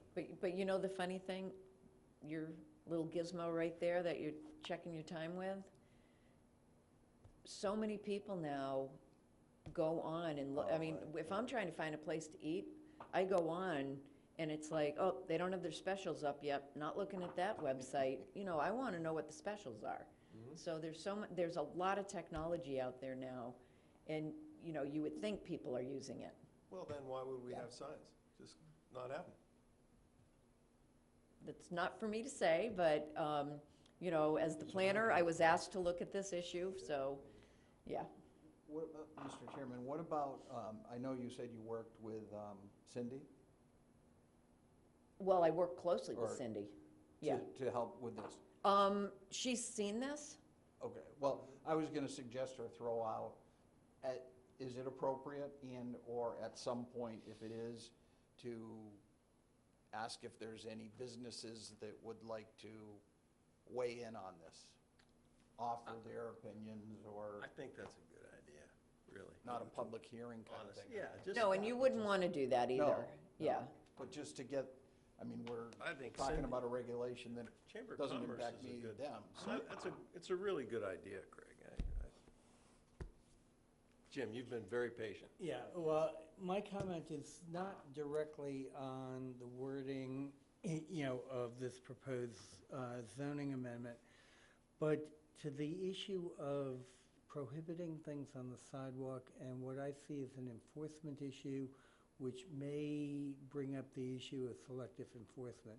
There are other things that I see on the sidewalk, mainly in Harwichport, because there aren't that many sidewalks outside of Harwichport, that are not these A-frame signs.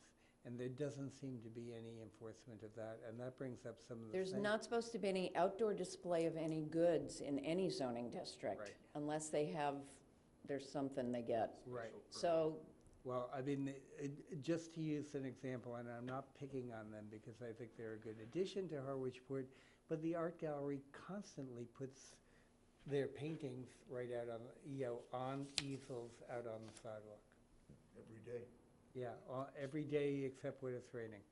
And they've been doing that since they opened. That'd be heck on watercolors. Yeah, when it rains, it would be a little bit difficult.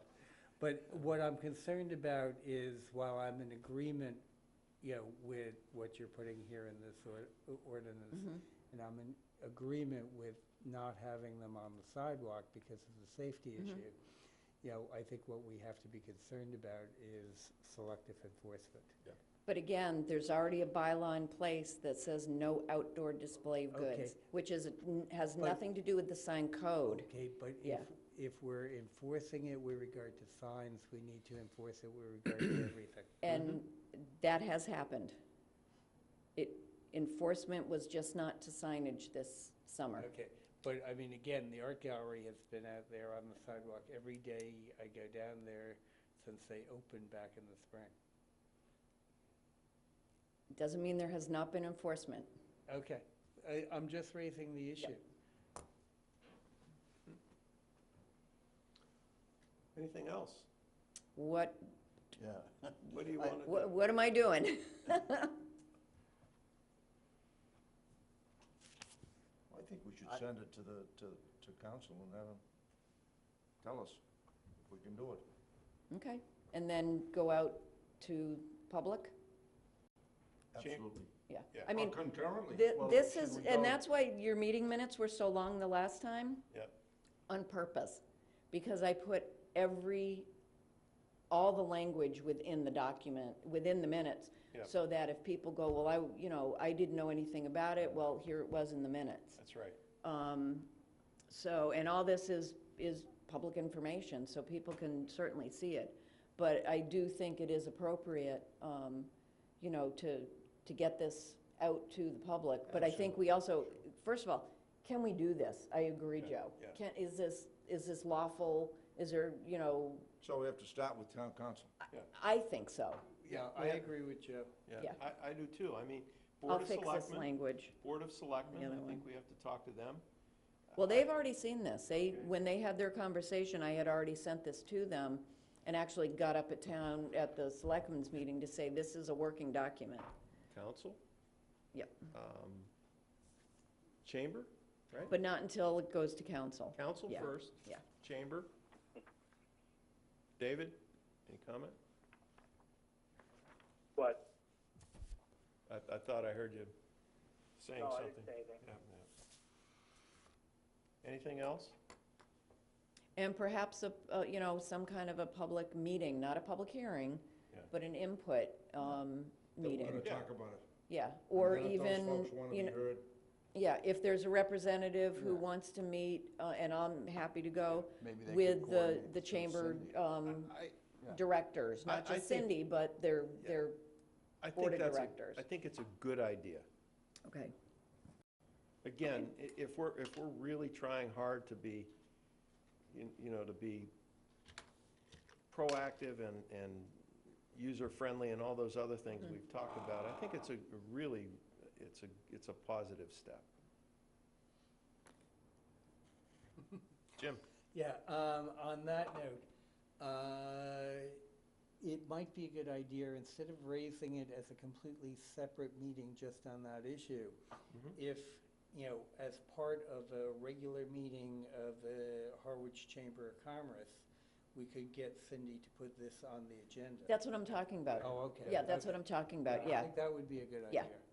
Yeah, I don't know if you'd want to go as a board, or whether you just want to have a representative or two and Well, I don't me think as we would planner. want to go as a board, because then we have to have a quorum. Yeah. We'd have to Yeah. convene a meeting.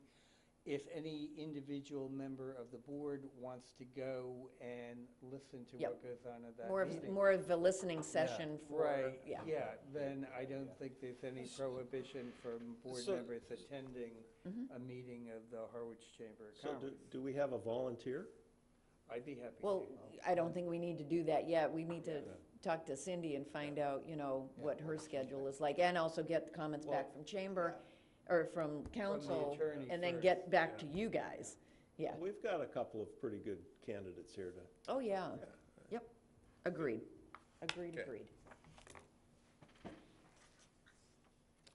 okay. Next, Is retaining walls for septic systems. So what happens now is every time, we have groundwater issues in various parts of town, and there has to be a distance between the bottom of your septic, leach field, and components to the groundwater. Yep. It can't always be met, and they need to do a mounted septic system. And anything 4 feet or higher, and when I say 4 feet, it's from the base of the wall. So your base of your wall could be a foot down, depending upon how it's constructed, to the top of that wall. If it's more than 4 feet, it's considered a structure, and it needs to meet the setbacks.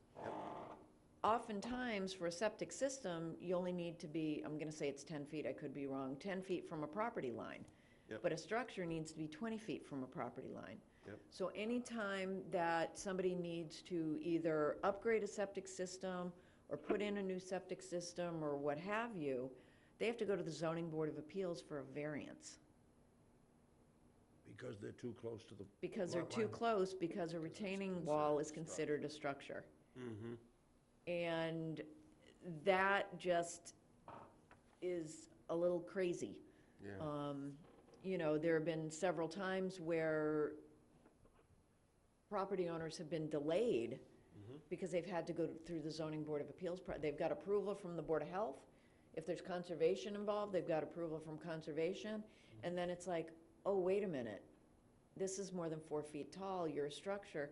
You've got to go to the Zoning Board of Appeals now. Because you're too close to the lot Because line. you're too close to the lot line. Yeah. So what this would do is remedy that situation to add a footnote to front, side, or rear lot line in the table, to add a footnote 3 may be reduced for septic systems pursuant to, and adding a new section, 325-17R, which says, retaining walls for septic systems on an improved parcel, and that we may want to say, we may just want to say, on a lot or a parcel, a retaining wall associated with the installation of a septic system, such as a mounted septic system required by Board of Health and/or Title V, shall be exempt from the setback requirement. An improved parcel implies that there's already a structure there, but if this is a vacant lot that, you know, they can get everything but the septic on there because of the setbacks. So would they be allowed to go to the lot line?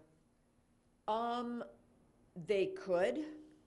You could make it that it can't be any more than 5 feet.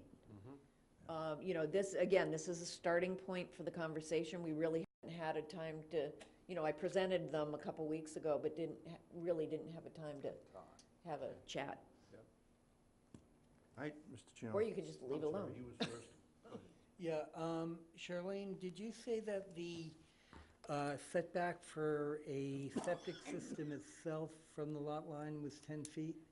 I believe it is. Don't hold me to that. Okay, Yeah. because my sense is that we don't want them to go to the lot line, which this wording would allow them to do.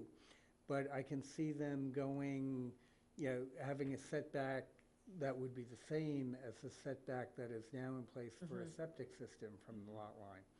So whether or not that rewrites this so that it refers to, you know, a different section for the setback requirements, or whether or you you- want to just duplicate it. Or you just put in here, can't be more than 10 feet. Yeah, if And if 10 it does, feet- then they have to go for a variance. Yeah, right. And I think I would prefer that. I'm certainly comfortable with that. Yeah. Needs to be some buffer there. Yeah. There needs to be some buffer, and I think the logic of the line that is set, I mean, in reality, that's what would happen anyway, because if you have to have the septic system, you know, 10 feet back, you're not going to build the wall up to the lot line and have 10 feet of, you know, nothing. But I think it needs to be said. Okay, no, I can do, I'll reword this and bring this back before Okay, great. because I need to call this language a little bit. Okay. I know fine. in Dennis, I was racking my brain, sorry, in Dennis, I was there when we actually changed some language, and I couldn't find it.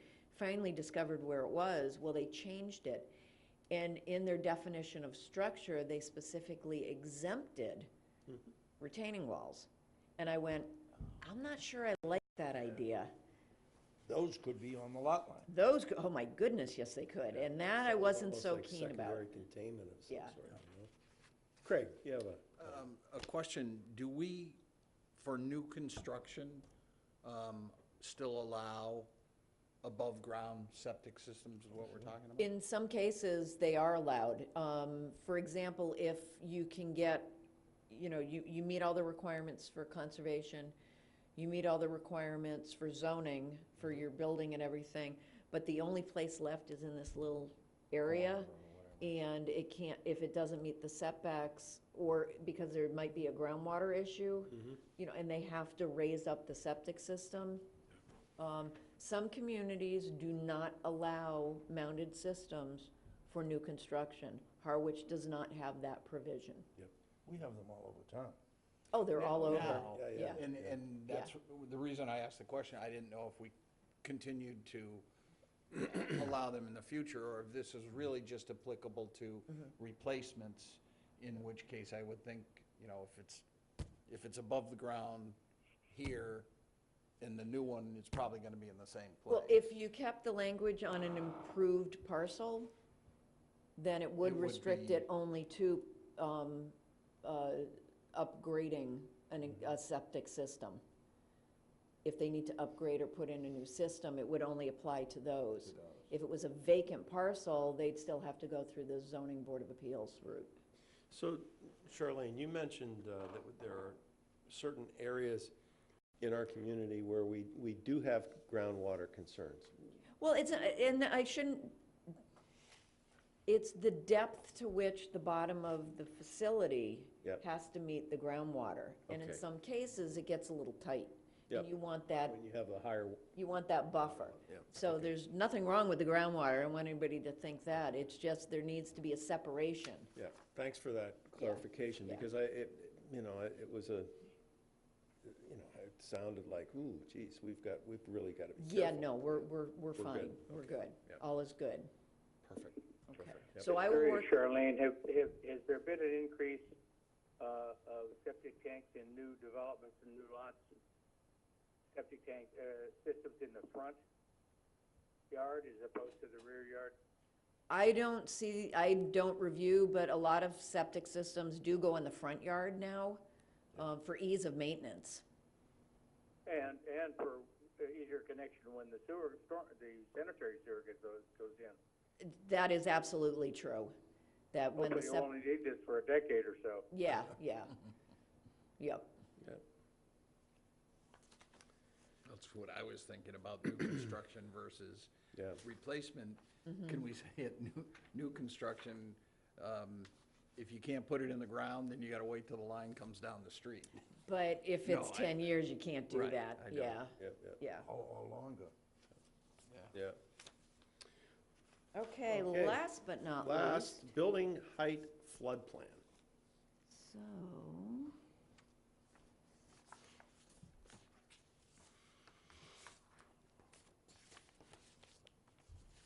So, again, here's another situation where we have, especially in the Harwich Port, actually West Harwich area, there's a swath of floodplain that comes in and crosses Route 28 in West Harwich.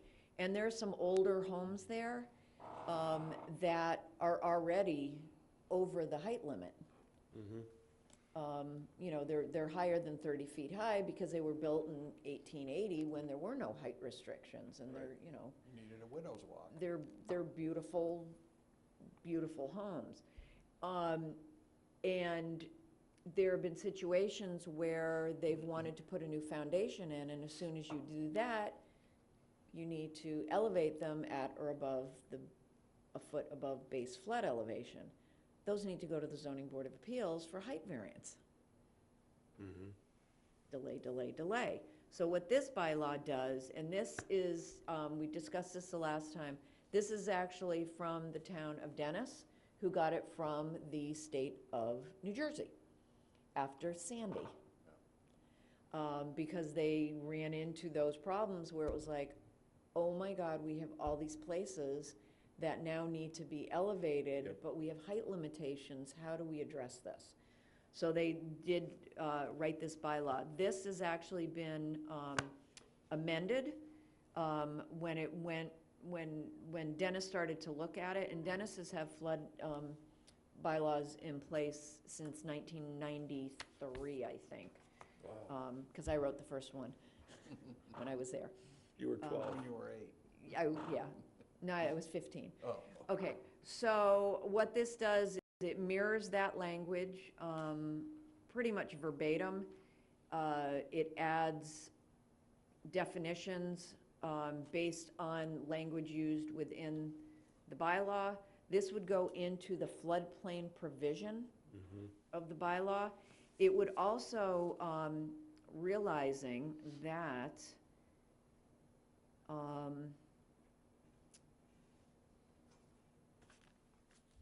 a couple years ago, this board actually sponsored a zoning bylaw amendment that added a paragraph B to the definition of building structure height,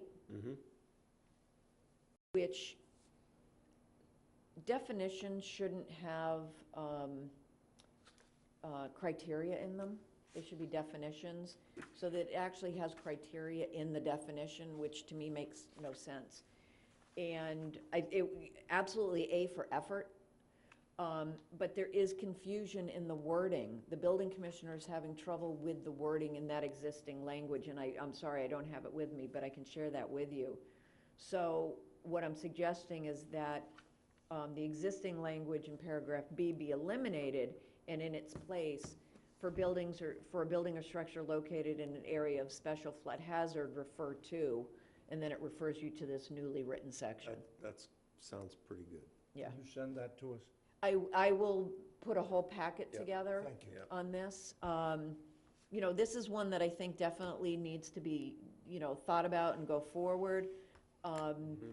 Not as pressing as some of the other ones, in my opinion, but definitely one that we should get moving on. So I will package this up better for you, so you can see what the existing language is. Yep. And I actually took the comments that Dennis had in their working documents, and, you know, and also comments that I got from the planner in Dennis. And he said, you know, if Sandy had hit Harwich Port, this is what it would look like. And he actually, you know, told me the beach name, and I found a picture of it, and that's why I added this to it. You know, Harwich Port could have looked like this if Sandy hit us, quite frankly. So anything we can do to help abate that situation and you know, have homes flooded, I think that's a good thing. So I will definitely. Dave, I'd like, you know, I know we're not done with this, but I would be remiss if I didn't mention, I really want to compliment you on the staff work that you did on these issues. That's right. Thank you. Yep, I agree, Very David. helpful. Right. I Well- second the motion. Craig, you have I have a question. Is there, or any thought given to a new maximum? Max is 30 now, are we gonna, is it open-ended if you meet these criteria, or 35, 40? Well, that's really covered by the limitation section on this, only to the extent necessary. Yeah, Oh. yeah, so Oh, somebody extent can't, you know, necessary. oh, I want to look over my neighbor, you know, Right, so right, there are limitations. Can't start doing Yeah, that there sort of are thing. limitations, and, you know, I think New Jersey did a great job on this. Ooh, positive for New Jersey, sorry, my brother lives there. And also, you know, kudos to Dan Fortier over in Dennis for, you know, realizing where, oh, wait a minute, here are some other things we need to address. Yep. And they also have the same, well, we use Adam Costa, but KP Law actually, I believe, vetted this for Dennis, so we know that it's been vetted at some level. So that's all I have. Good. Anything? And I have marching orders. For Thank you. Charlene? Thank you, thank you. Okay, next on the agenda, we have briefings and reports by board members. Craig? I have a briefing. I attended the Citizen Planner Training Collaborative for planning with community support. And I believe we will have Yes. copies for all of you. I found it to be interesting and a learning experience. Essentially, and it's kind of appropriate that it really is geared towards getting community support for a master plan or Yes. a comprehensive plan. But a lot of good ideas in there, and you can, But it works great for getting community support for affordable housing, Sure, for the right. accessory apartments, for the sign code. right, Yeah. exactly. Where did you go? This one happened to be in Orleans at the town hall. And I did give to each of you, Craig and I both attended the writing a decision, I forget the whole title, and I provided each of you with a copy of that. Dave, I have a copy for you, and we'll get that out in the next packet for you. Yep. That's right. Good, thanks, Craig, very much. Jim? Okay, just wanted to report that the Community Preservation Committee has met earlier in November and is beginning the process of reviewing applications. There were 8 applications for funding. At our meeting earlier this month, we reviewed 4 of them. We will be reviewing the other 4 at our meeting in December with the hope of being able to come to a decision at the meeting in January. Jeff? Just one question. If you were to determine to grant all 8 of them, do you have enough money? Yes. Yes, there, actually, this year, for the first year since I've been on the committee, the total dollar amount for the applications submitted is less than what is available. Great.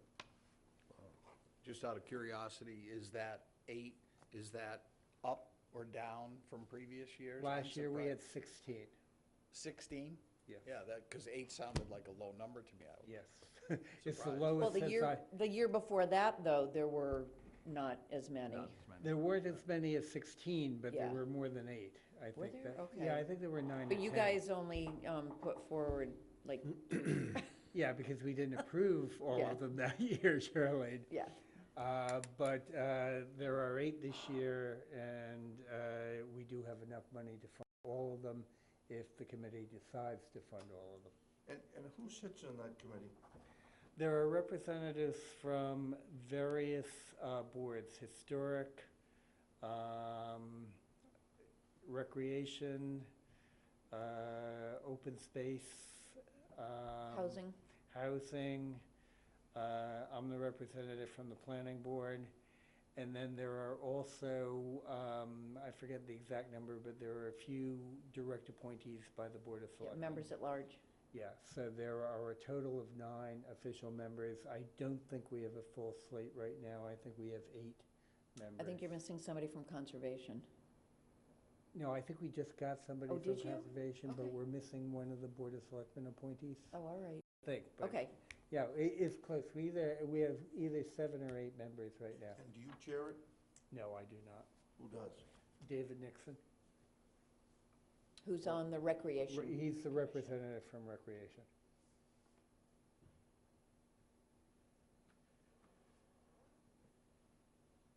I just have one other thing that I meant to mention earlier when I talked about the training class on community development, I'm sorry, community involvement in planning.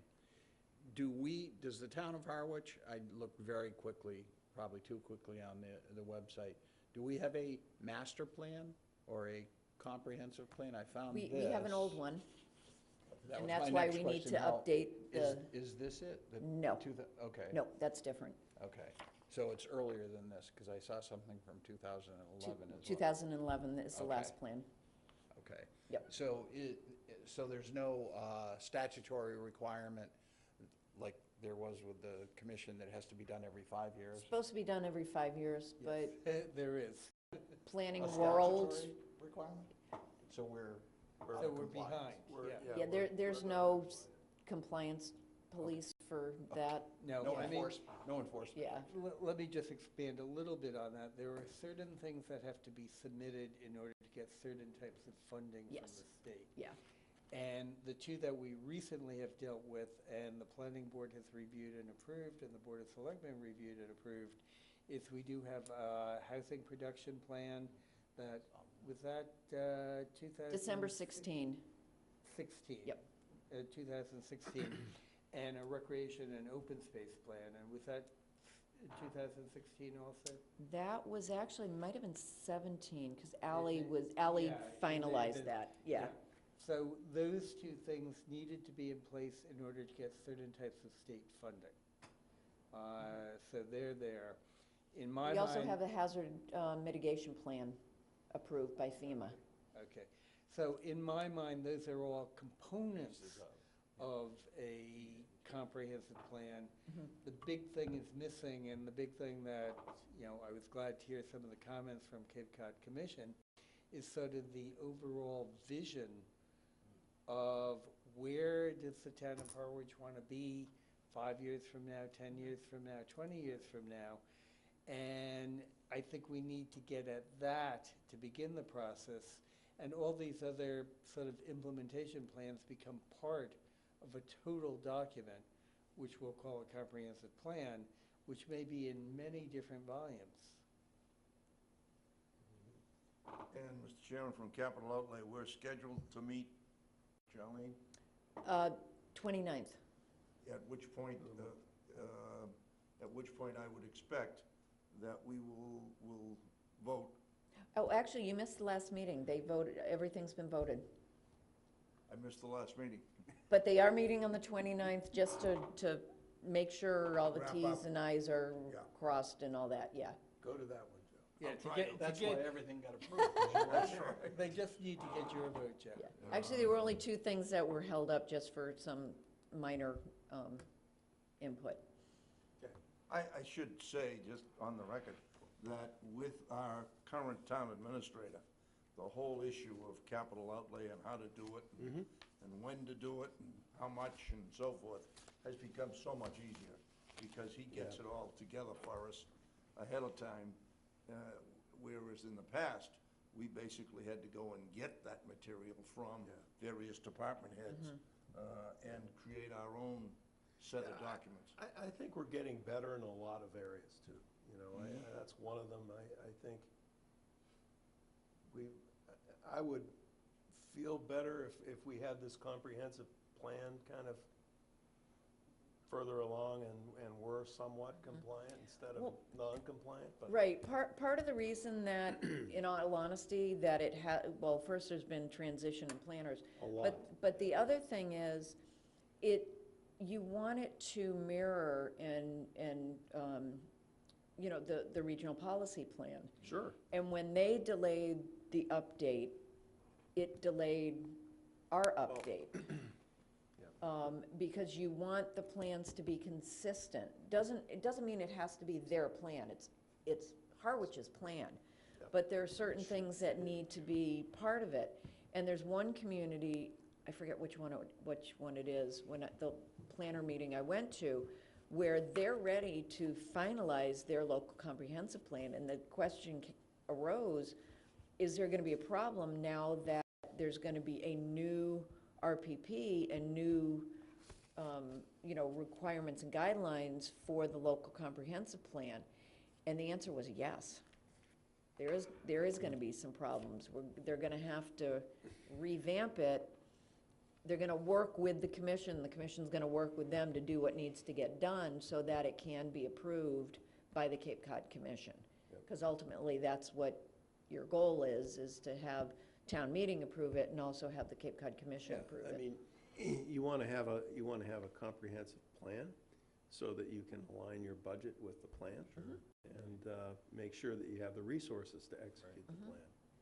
And how Or you- you delay certain things Yeah. until you can afford it. But regardless, I think, I mean, that's why I think this was such a good idea, Charlene, having these folks in. Well, when I went to that presentation, and I would have done it earlier, but I was away, and, you know, I was like, okay, this would be a great opportunity for the board to hear what is going on.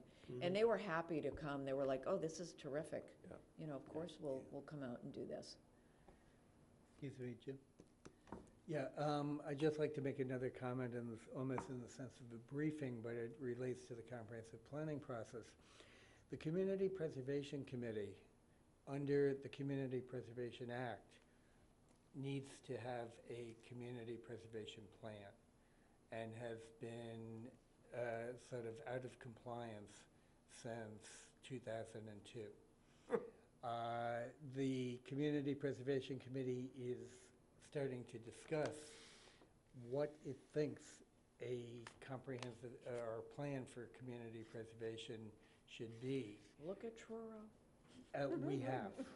We actually went through a process a year ago where we contacted about 7 or 8 towns on the Cape, got a copy of their plans, and took a look at them and discussed them. And what we had determined out of that exercise is we weren't completely happy with any of the other plans using as a model. And we need to discuss what we feel is going to be appropriate for the town of Harwich. And the main issue that we need to get at first is the fact that the Community Preservation Committee in the past has been predominantly reactive to applications being submitted to it. And to some extent, we need to determine whether we continue to be solely reactive, whether we become proactive, or some hybrid of both. And that process with the Community Preservation Committee is going to start as soon as we finish this round of applications in January. Now, what we all realize is that we need to be consistent with any overall comprehensive plan for the town of Harwich. But what we've agreed on is we're going to start going, and when the comprehensive plan process gets going, if we need to make amendments or changes, we will. And we'll work with the comprehensive planning process in order to make sure there is that consistency. Mr. Chairman? Sir. On follow-up to the comprehensive or the master plan, one of the things that concerns me a little bit is how do we ensure, and is it even our role, or can we influence if the board feels we need to, the various initiatives that are going on right now directed by the selectmen, and I just think off the top of my head, there's a Harwich Center plan or project group or, I don't know what The they're called. Harwich Center Initiative. Okay, and then there's the parking thing, but there are parking issues in Harwich Center as well, and rather than have them doing their things in silo, how can we ensure, and ultimately it's the selectmen's, is that you? That's me. You sit them all? Yeah. That's how we ensure it. Yep. Good. Anything else? I have nothing, just happy Thanksgiving. Yes. Same Motion on to meeting, we everybody. adjourn. Second. All in favor? Aye. Aye. Oh, Aye. roll. hold on. Oh, David? roll call. Roll call. Mr. Chadwick? Aye. Mr. McParland? Aye. Mr. Atkinson? Aye. David? Mr. Harris? Happy Thanksgiving, everyone. Aye. Okay. Yep, all right. Thank you all very, very much. Oh,